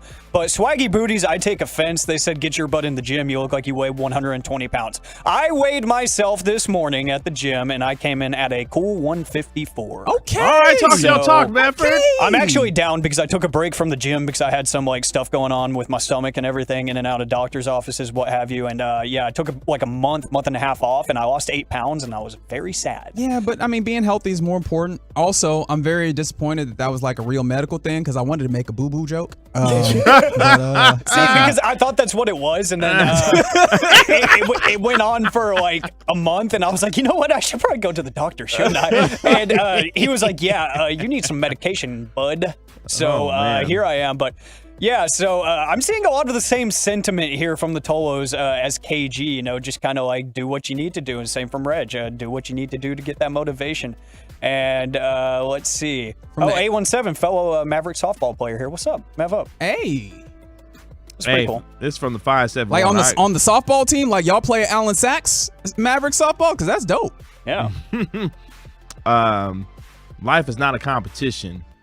And nobody's lower than my 39-year-old ass. I feel you, 571. I feel you. See, it's not a competition for me. It's just this person I used to be affiliated with, so to speak. You say that like y'all was in a gang. Yeah, yeah. In Mansfield, my Texas. associates. In Mansfield, Texas, we were in a gang. Yes. No. So someone that I had a specific affiliation with, and no longer do. And why you dancing? You dancing like around like y'all had a relationship of some sorts. Yeah, we did. And okay, so, all right. That was like you can say it out loud if you need to. It's a safe space. I got to remember that. Yeah. So I saw an ex, and it's just never a safe space. Just saw. Okay. No, I just letting you know for your own edification. Just saw them thriving. Saw them looking better than the last time I saw them. So I was like, you know what? I need to do good for myself too. Hey, don't let that ex, got you feeling some type of way. Don't you? No, it's not like a bad thing. It was like literally, it was like, damn, like, okay, we like that now. I got to get in the gym. But this is the thing, right? It's not a bad thing, but it can turn into a bad thing, right? Because one of the things to remember is,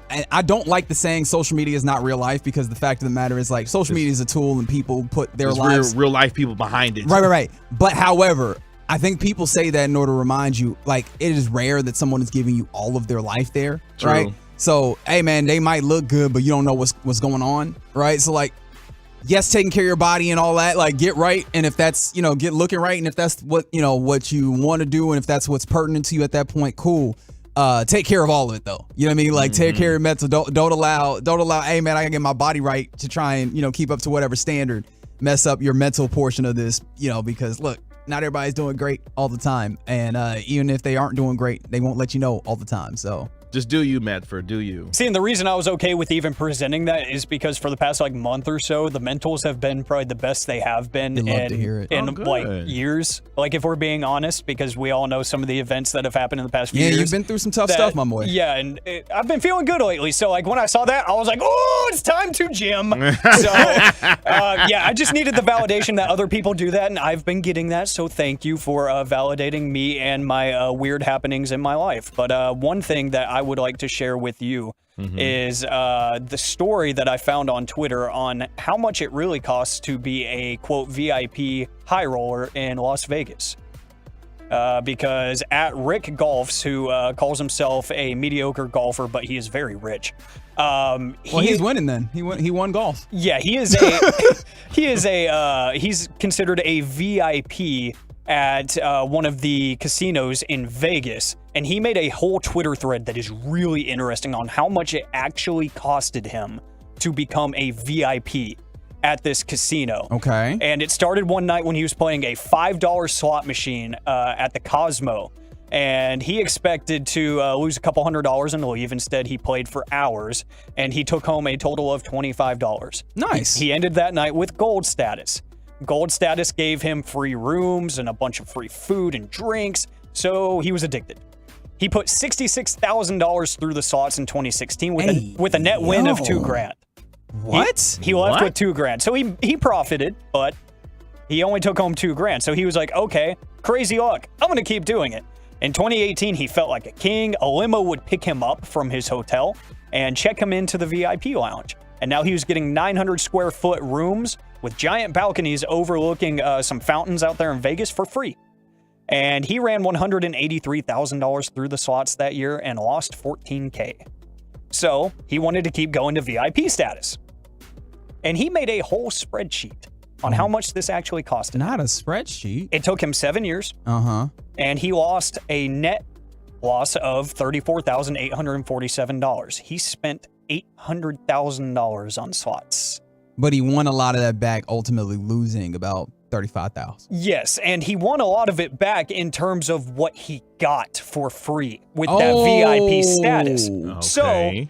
So you were counting benefits, like net value of. Oh wow! So he made a spreadsheet of how much he actually got in a year from his hotel stays, his food comps, and his limo rides, and he made just over, looks like $15,000 in 1 year in accommodations. So if you do all the math to add up to that, he ended up gaining over the course of 7 years $60,000 in, quote, free stuff. So he took home, if you make that liquid money, about $20,000 in 7 years. So he won. He won, but some of that wasn't liquid money. In cash, he lost $34,000 in 7 years.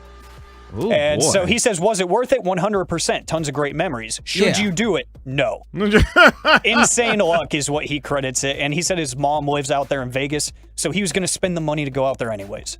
So, wow. That's how much it costs to be a high roller in Las Vegas.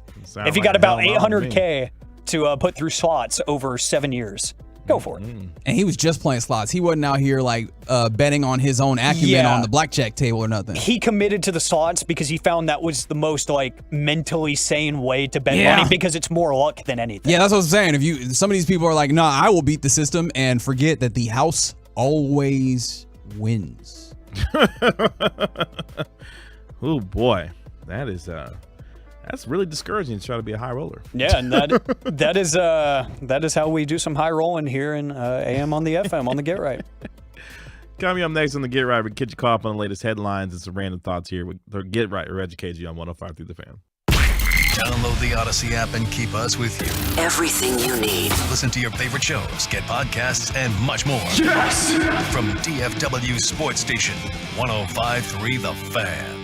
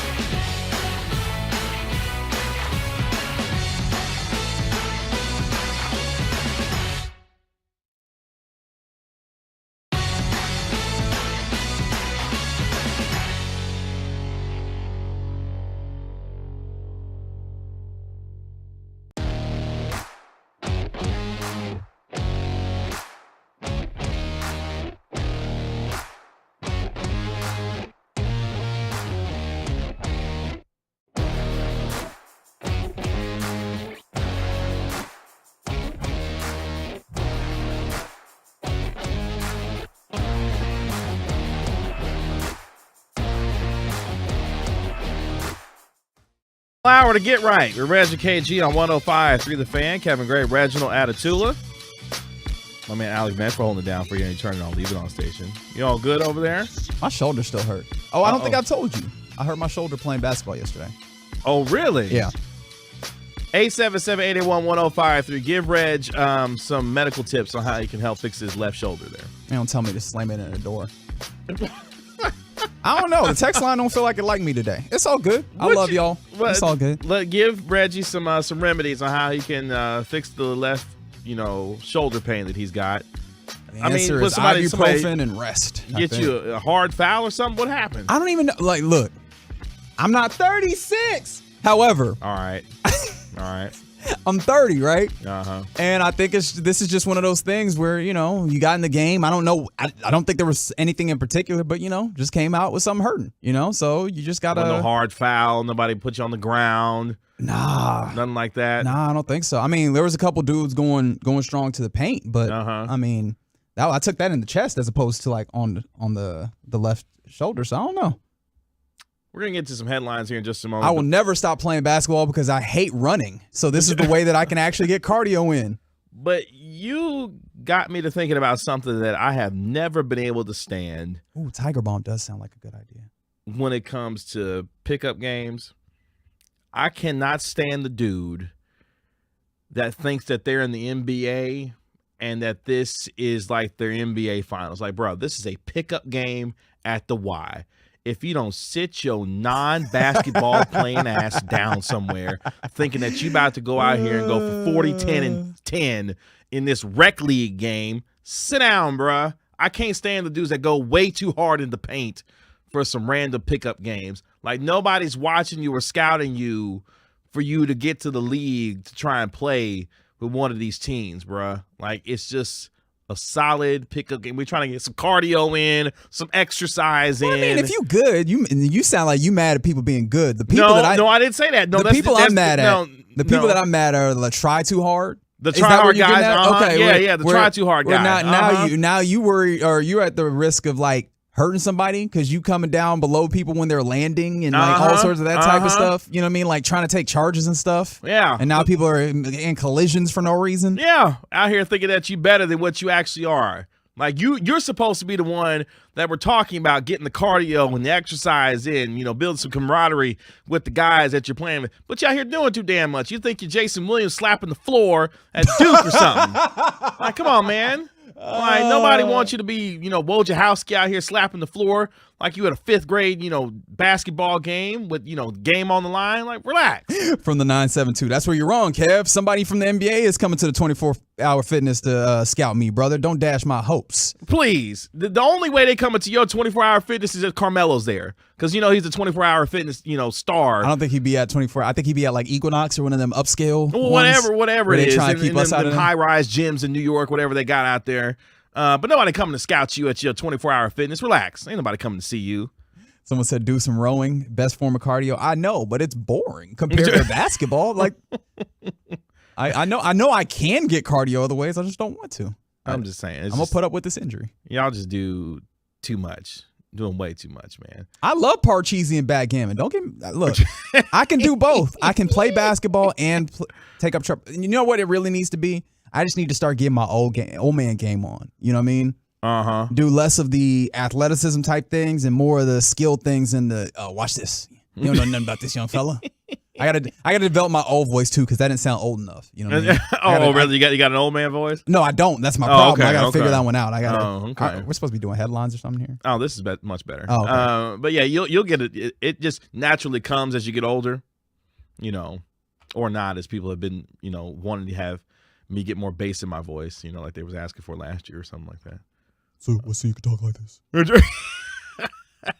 I went back and watched that video the other day of our bloopers from last year. Y'all was really out here acting like I didn't have no bass in my voice.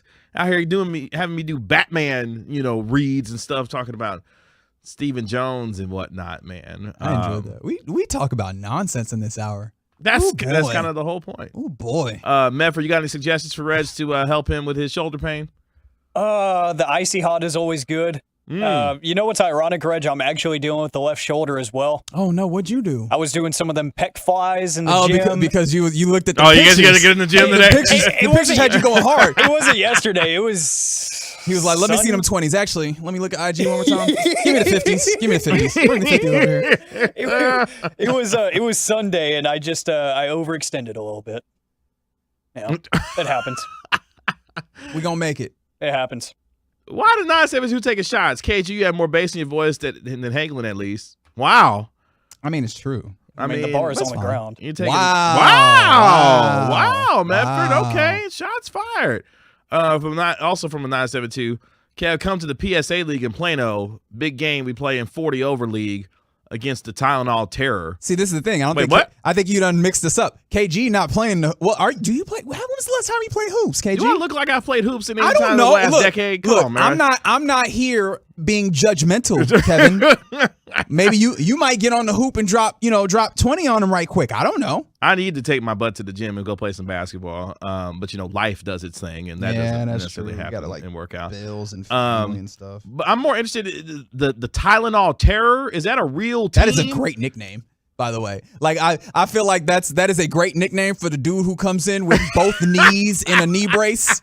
But he'll give you the Joe Johnson mid-range experience. That's the other one that don't need to be nowhere near the Y or the 24-hour fitness. Don't come up in here with your elbow past is 25 years old, your knee past is 10 years older than that, with your beat up Jordan 1s thinking that you come out here and ball tonight. That's not gonna happen. Like, relax. You out here to get the exercise and cardio like everybody else, man. Put your rec specs on and get out there and get some cardio in just like everybody else and relax. KG is the gym governor. I'm checking for everybody's shoes, knee pads, elbow pads. He said, nah, your shoe's too old. Get out of here. You too old to be out here. You got too many accessories. Get out of here. You got to take some off. You can't have a headband and a wristband and a knee pad. You can't have all this. Hey, I like the callback from the 469. Rest in peace to Oliver Miller. But KG going to pull an Oliver Miller and be splashing threes in your eye. Well, you never know, man. Oh, is that Patrick Seymour Hoffman? Say what now? I don't know. I don't know what you're doing there. I don't know either.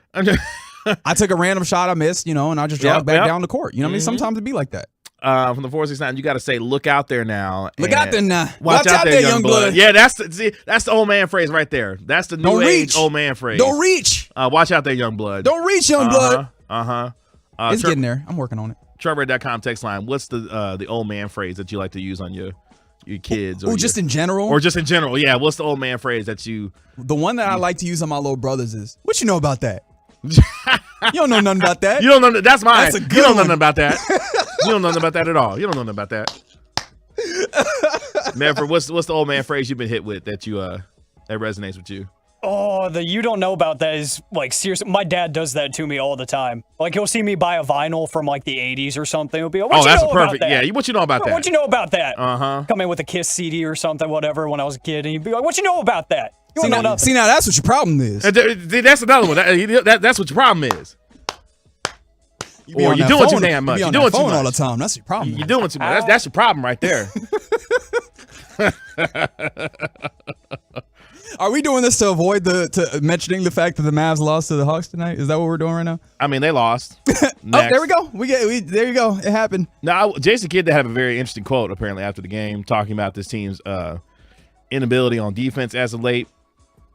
This comes from ESPN's Tim McMahon, who's just been a wealth of information today.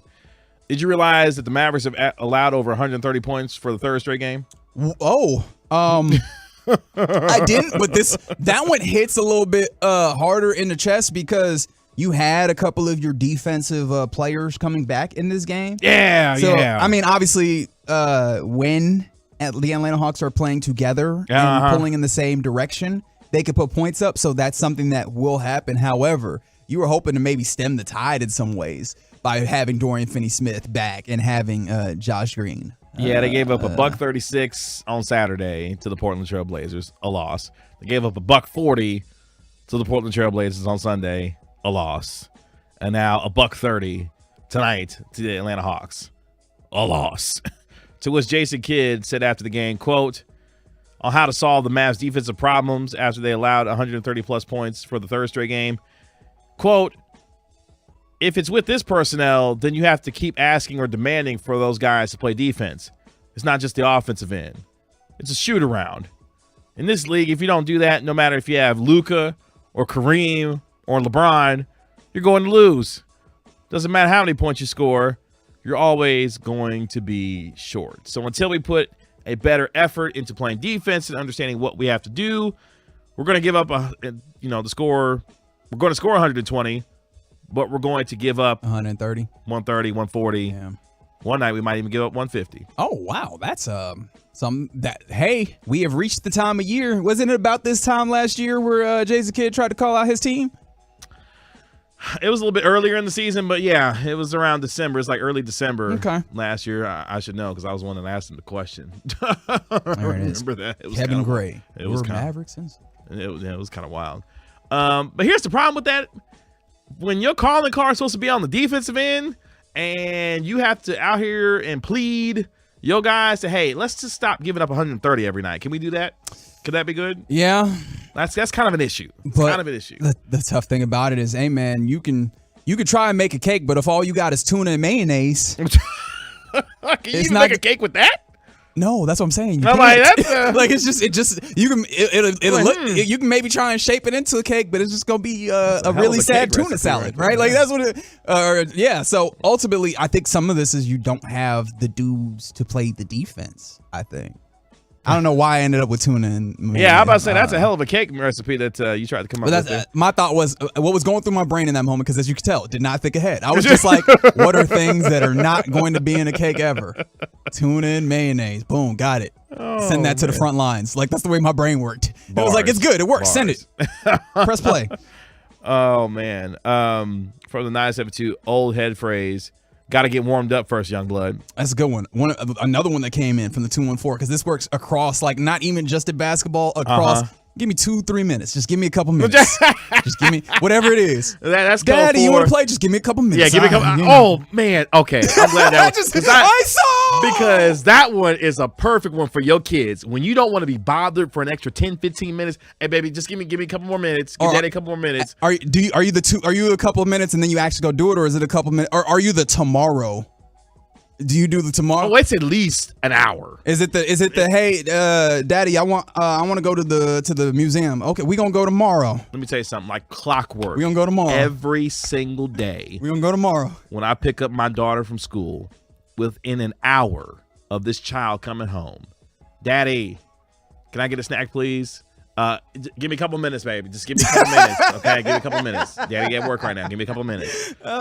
15 minutes later, Daddy, can you give me a snack? Baby, I said give me a couple minutes now. Give me a couple minutes. You don't know how to tell time. You don't know how long. That's the thing I'm banking on. She gets smart, though. She's starting to know how to tell time, and she realized now she's starting to get hip to the idea, oh, Daddy just saying this to make me go away for a few minutes.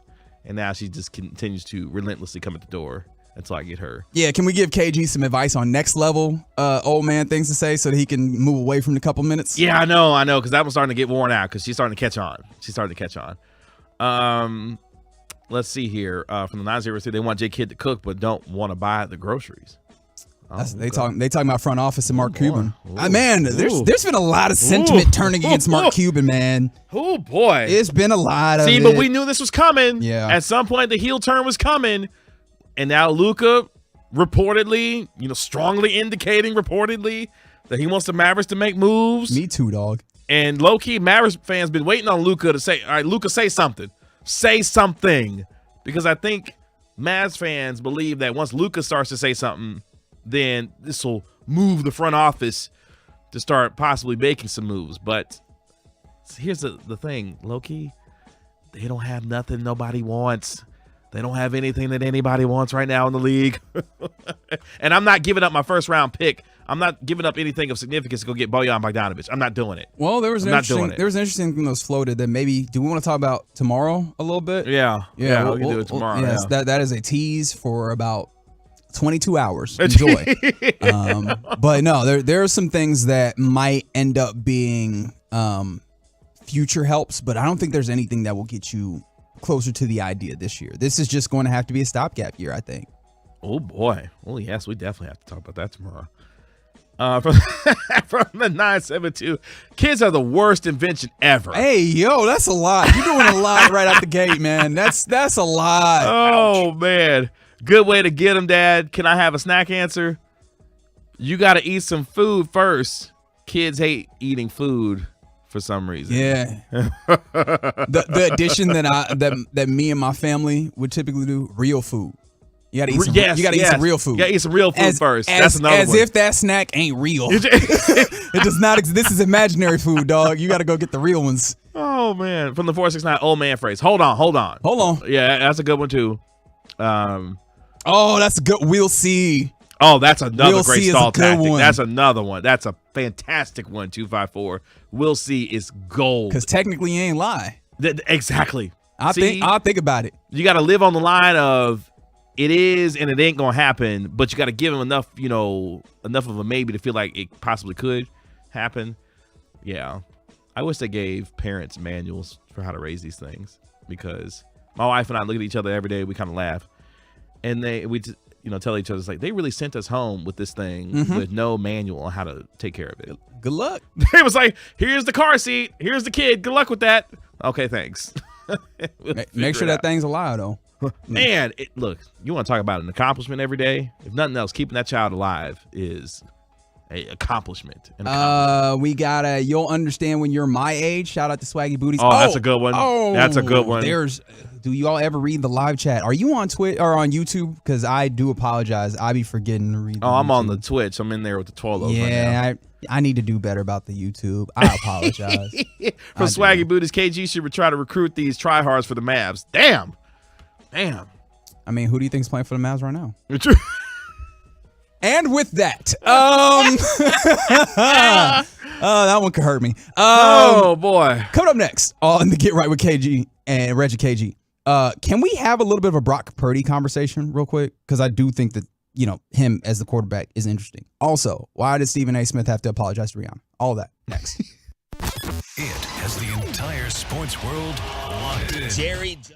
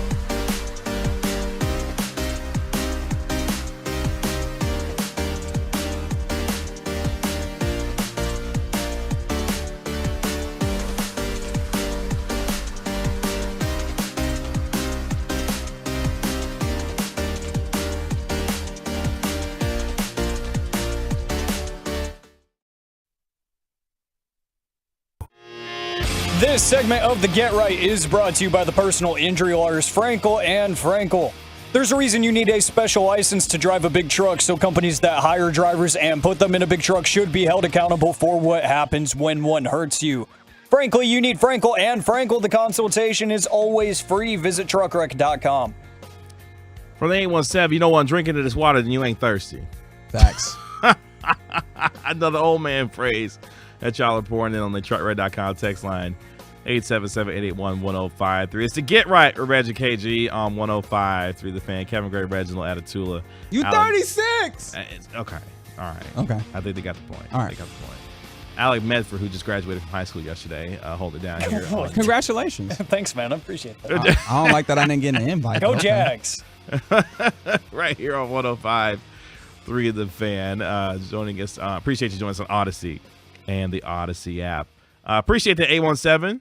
Jason Robertson got another goal. Yes, he did. It's 2-0 in favor of the Dallas Stars in the second period. Just five more goals to go until they reach their goal. Here you go with these unrealistic expectations. Look, man, you're not going to lose if you score 7 goals. That's all I'm saying. Well, sometimes you can. If you give up 8, it can happen from time to time. I choose to disagree. I turn it over to my partner, Reg, for our next set of content here. All right, so clearly, your Dallas Cowboys, as we are on the home of the Cowboys, and I think that you just got another goal from your Dallas Stars. They scored again? Yeah, brother. Look, you ain't want to listen to me when I told you they gonna score 7 of them things. How many? Not 1, not 2, not 3, not 4, not 5, not 5, not 6, not 6, 7, not 7, 7 of them things, not 8. I don't know who's that going to be credited to because it looked like it came off of a Sharks skate. So hey, that'll be fun. I'll let you know who that is when I find out. That being said, we're the home of the Dallas Cowboys. 105 through the Fan and the Rangers. Shout out to the Rangers. Shout out to the Rangers. Spend that money, Ray. That's right. They're not in season though. The Cowboys are still in season, ladies and gentlemen. How about it? As they advance to the divisional round to take on the San Francisco 49ers, trying to exercise some demons, right? With that being the case, head coach or leading the way for the demons, the fighting San Francisco Demons, right? Brock Purdy is up front in what is happening for these Niners, at least in our imagination, right? That's the way that everybody want to talk about this, and I don't really agree with that, but I always feel bad because when I feel like everybody else doing too much, it make me feel like I'm trying to cut down Brock Purdy in this instance. And I don't want to do that because he's been good. He's done what he needed to do. However, I don't really like that we're trying to make Brock Purdy into like sub-level of Tom Brady or whatever.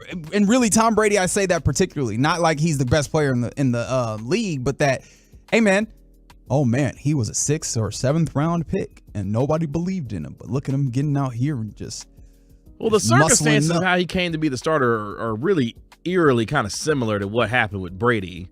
Because remember, Bledsoe got his lung nearly knocked out his chest. I was like, where are you going? I think it was Bart Scott actually that did that at that one point. Can't wait. And then Brady took over, and the rest is history. And the 49ers had not 1 but 2 quarterbacks go down. And here comes Mr. Irrelevant to be the starter. And he has, I said it earlier, he's made the plays that he's capable of making. Shanahan's put him in position to make those plays with the bazillion skill players that they got around him. So this is the thing. If we want to make the comparison to Tom Brady, let's do it. You remember when Tom Brady was originally starting as the quarterback of the Patriots? You know what he was doing? Driving the bus. Like that was early on. That was a team in which the defense led the way that went. And you can really say the same thing about these Niners. Am I saying he gonna be Tom Brady? I would not venture that guess. Like that's ridiculous. Right. But the fact of the matter is, like, I do want to point to the fact that, look, man, that dude is not in any way infallible, larger than life. And I understand it's a fun narrative to talk about, but it feels like we're getting ahead of our skis, man. And Nick Aitman made a really good point earlier on Cowboys Crosstalk when it came to like the actual good teams, quote unquote, that San Francisco's played this season. And when you look at their schedule, the last truly good team that they played was back on October the 23rd. when they got their doors blown off by the Kansas City Chiefs in Santa Clara, 44-23. Now, I know Jimmy Garoppolo was still the quarterback at that time, but they haven't beaten a team that you would consider. I mean, they beat Miami, but they limped into the playoffs and then got bounced. But, yeah, and Miami's had issues with their starting quarterback as well. Exactly. And they beat the Chargers, and that was by 6. And again, Jimmy Garoppolo was still the quarterback. But you look at what Purdy's faced: Miami, Tampa, Seattle, Washington, Las Vegas, and Arizona. And again, he's done well. He's done what he's been asked. Mm-hmm. And I think some of the reason is why the dude that he took over for, he has played better than. Yes. But that's because the bar is fairly low with Jimmy Garoppolo, y'all. Mm-hmm. You know? Like, that's the thing that's tough. And so, again, I don't want to knock that man down. He has come in, he's got an opportunity, and he's done what he's had to do. And one of the things that, like, when we talk about him being better than Jimmy Garoppolo, he offers you a little bit of opportunity to make some stuff happen outside of structure. Just a little bit. Like, he can keep a play going and find somebody who is open. But look, man, in that game that they played against the Seattle Seahawks, 3 of their touchdowns looked exactly the same when it came to like the actual play, the dots, so to say. Mm-hmm. You had a go route and a deep over. And then that deep over player was what I like to call booty butt naked open. You know, and then it's like, look, this is a 5-yard pass that goes for 40. This is a 10-yard pass that goes for 60, right? Like, he had a lot of those. And again, don't want to take away from him. I just feel like, guys, there's context to this that I feel like we're losing in this. Anyways, I just had to get that off my chest. No, I mean, it's a great point. I think this is the first team since that Kansas City game that you could truly look at for San Francisco and say, oh, this is a really good team. Now, Seattle had their moments, obviously, this year, and they made it to the playoffs, and they gave San Francisco a game in the wild card round. But if you truly look at it, this is probably the best team that San Francisco has played since that loss to Kansas City way back when, earlier this year. Shout out to Bando McKnight on the YouTube. I see you. They say, I think the only way to beat Brock Purdy is bring pressure the whole game. Don't let him get comfortable at all. Look, obviously pressure is going to matter, but I think more than anything, it's like, yo, covering up them dudes, you know, like make him have to make difficult throws. Obviously, the pressure of Micah Parsons is going to be a staple of this team. Like, that's something that you need. But my big thing about talking about all this is just some of that fear that people are putting or like attributing to Brock Purdy. All of that needs to go to Kyle Shanahan because he's the dude making this happen. Like, he is the man behind the curtain. And with that being the case, I do think that there's a little bit of like there could be some optimism in that because Kyle Shanahan is the dude who might end up in a situation where he throws you out of the game in a Super Bowl. Shout out to 28-3. You know what I mean? Like, there are some instances where you can find Kyle Shanahan is fallible in these situations, and I think that some of that can be of some hope. Can we talk a little bit about music real quick? Oh, yeah, why not? Stephen A. Smith of ESPN apparently said that Rihanna is no Beyonce. What's your reaction to that statement? I mean, on the basis of fact, she is not Beyonce. That's correct. That is correct. true. Mm-hmm. But I feel like that's not the context in which he was trying to engage in. Well, he wanted to clear the record, so he gave us this piece of audio. I want Rihanna to know you're a superstar. You're sensational. You're spectacular. You're no joke. And you are a worthy person to be doing the Super Bowl halftime show. Having said all of that, I was answering a question from Sherry Shepherd, and she asked me with a bunch of sisters in the audience what she asked me. Now, I'm a Beyonce fan. I think that Beyonce is not only a phenomenal performer, the phenomenal performer. And the only reason any kind of comparison came into play is because Beyonce performed at halftime of the Super Bowl, not just by herself, but one separate Super Bowl performance with Bruno Mars and Coldplay. And I thought those were two of the greatest shows that I've ever seen. So what I'm saying is anybody has to measure up to that. Last year with Snoop and Dre and Mary J and Eminem, I was like, Bruno Mars, Beyonce, Coldplay, big time. They got to measure up to that. Why does he yell with everything? He gets into his bag every time. Every time. Like, he starts with him from a normal voice. And it just goes up octave by octave. But I just need to tell you. As he's talking about whatever he's talking about.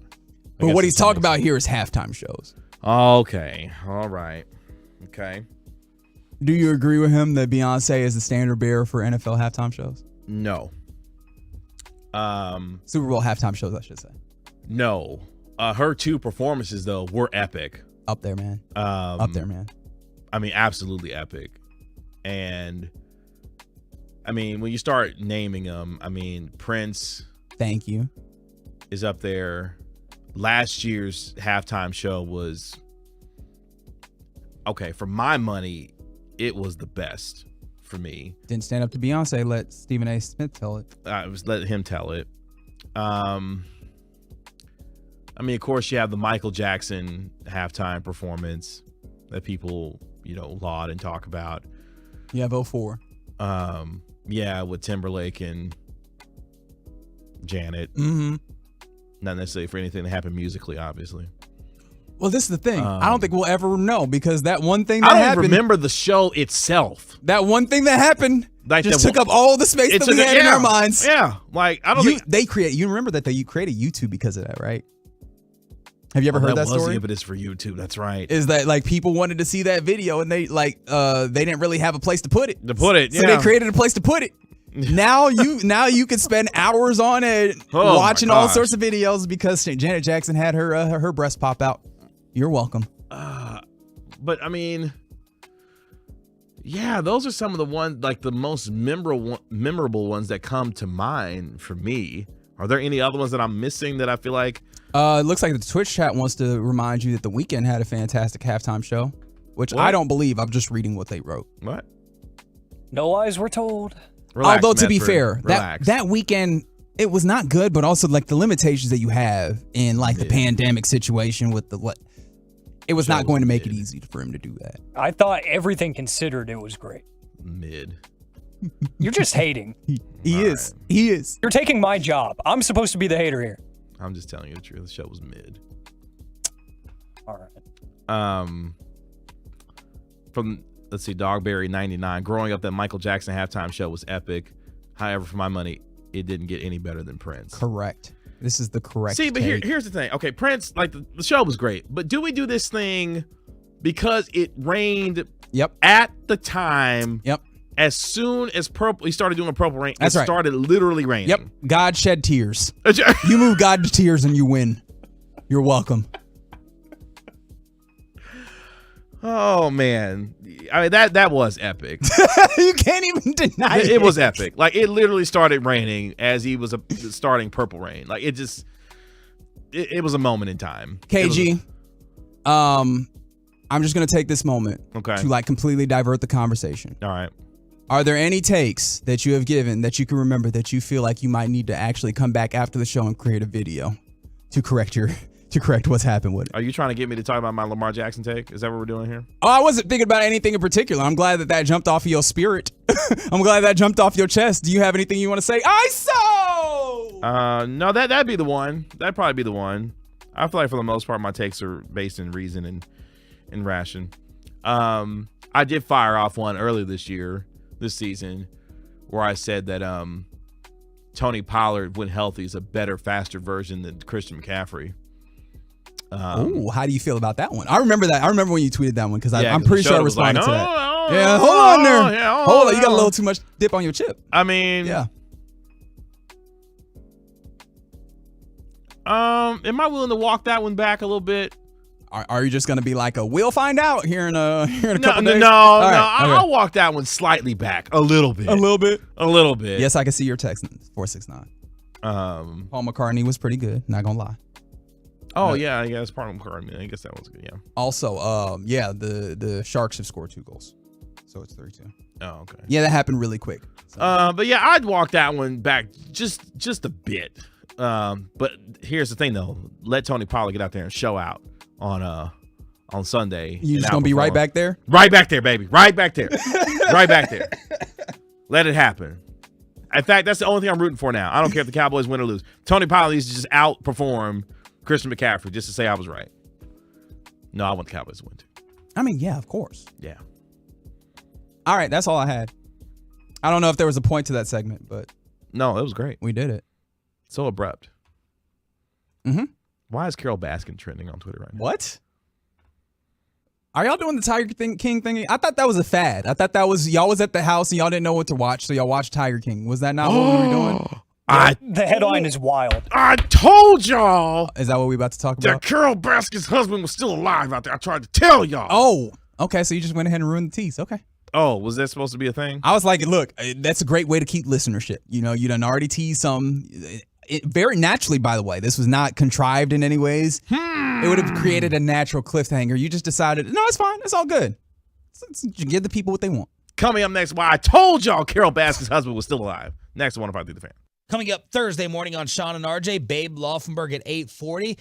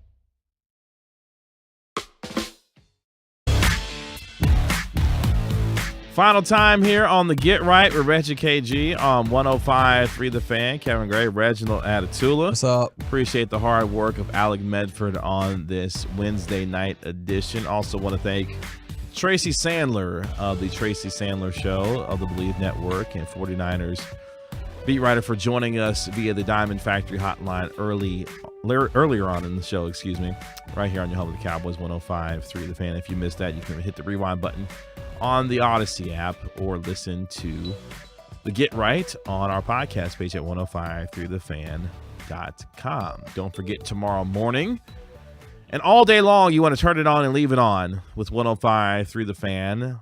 Sean and RJ and Bobby will have Greg Olson of Fox's A-Team at 8 o'clock tomorrow. Also at 9 o'clock, Cassidy Hubbard of ESPN will be on the morning show at 9 o'clock. Nothing but whales. All things NBA. They are really the show of whales right now. And then at 3 o'clock tomorrow, the G-Bag Nation will have the other half of Fox's A-Team for the NFL. Kevin Burkhardt will be on the program with the G-Bag Nation. So both Kevin Burkhardt and Greg Olson will be on your home, the Cowboys 105 through the Fan. They will be on the call with Aaron Andrews and Tom Rinaldi for Fox on Sunday evening when your Cowboys take on the San Francisco 49ers. You thought the 30.6 million people that watched Monday night's game was a bunch. Just think about that number that's going to come in for Cowboys 49ers. It's going to be a lot. It's going to be a lot of people. Sunday evening.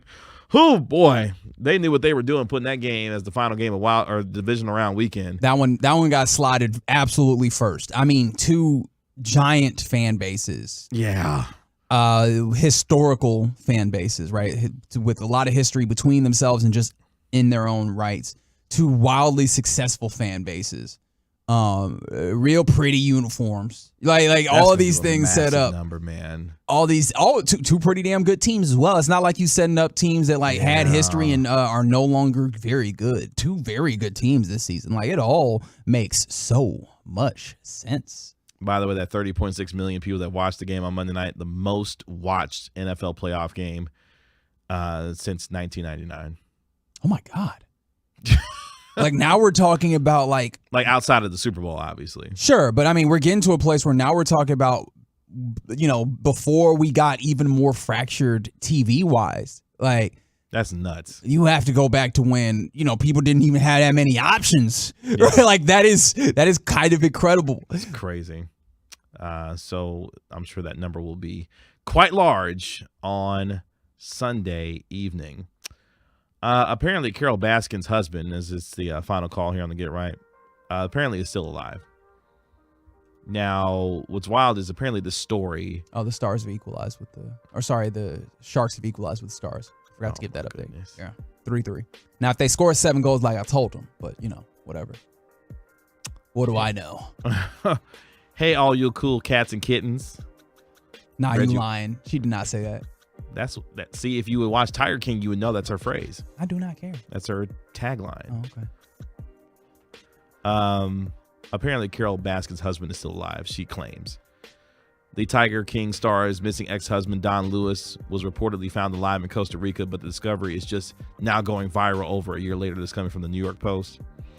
During a November 2021 interview with ITV's This Morning talk show, Baskin, who was 61, revealed that her ex, who was declared legally dead back in 2002 after disappearing a few years before, is actually alive and well. However, Baskin told the Post that she was unaware of the alleged revelation until the sequel series was broadcast in November 2021. I was not aware of it until TK2, that is Tiger King 2.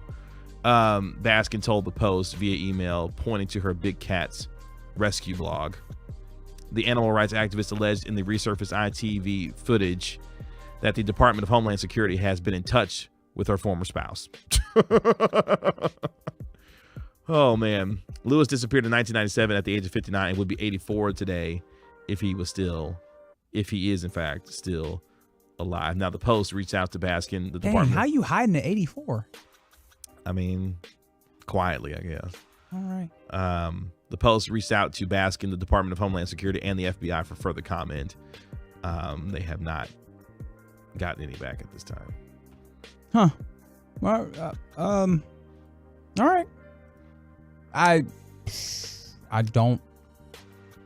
You need to watch Tiger King. I don't. That's the point of this. I don't think that I do. At this point of that statement, you need to watch Tiger King. I just don't know how you verify that statement. And that's the other part. People are like, well, if it comes out of Carol Baskin's mouth, then that means it's an obvious lie. I'm like, I mean, look, you kind of have incentive to tell us that he's alive. I mean, basically what she just told us is like, no, I got a girlfriend. She just go to a different school. You ain't never heard of her. Oh, man. Yeah, I mean, like, how am I supposed to verify this? I mean, and it's not like, look, if this was a thing where like she was just happy to have that happen, be her in her life, that's cool. She trying to get us to to believe her, right? She's hitting us with the please believe me. Well, you got to give me something to believe, because all you've been telling me is that that's the case. Yeah. From the 972 Reggie KG, you guys need a cool catchphrase. Hey, all you cool mofos and tolos. I'm not saying that. Not gonna lie. Yeah. I like the creativity though. I appreciate the effort. No, look, I didn't put in the effort to do it. So yeah, no, I appreciate that 972. Yeah. I don't know. Catchphrase. How do you feel? You feel like we need a catchphrase? Well, we were talking about this the other day. Like, were we? Talking about fighting or something about us fighting people or something like that. Oh yeah. Yeah. I don't think that was a fight catchphrase. me. I felt like that was more just like a motto or a mantra. You know what I mean? Because apparently I was getting after all the Skylers. You were. Well. By the way, has any Skyler pulled up on you yet? Why would they? Skylers. Lost. He's questioning y'all's honor. Y'all need to talk to this man. Well, what wound up happening? What do you mean? They lost. They played pretty well though. Yeah, they hung in there. You talked about it like he was gonna roll over. From the 972, shake and bake. That should be your catchphrase. Well, nope. I think that was taken. Yeah, I think that was taken. Can't steal that. Sorry. You gotta come up with a little more original than that. From the 972, another one. Red, you have to watch Tiger King. Trust me, man. I'm not. There's not gonna be time to do that. I'm not. I don't have. Yes, it is the proper fan text. I don't know what the improper fan text would be, but yes, 817. This is the proper fan text. Yeah, no, there's not enough time in my life to add a thing that I don't actually really care about. You know? It's entertaining. But if I don't care about it, who cares? Right? Like there's so much stuff out there. We don't got time for this. Let's go. Let's go home. We'll talk about it for another conversation for another day. Appreciate the hard work of my man Alec Medford on this Wednesday. Thank you, sir. From my man Reg Atatula, my name is Kevin Gray. This has been The Get Right with Reg and KG on 105.3 The Fan. Don't forget to tune in all day tomorrow on 105.3 The Fan. Thank you. Bye-bye. Be a part of the show. Text us on the truckwreck.com fan text line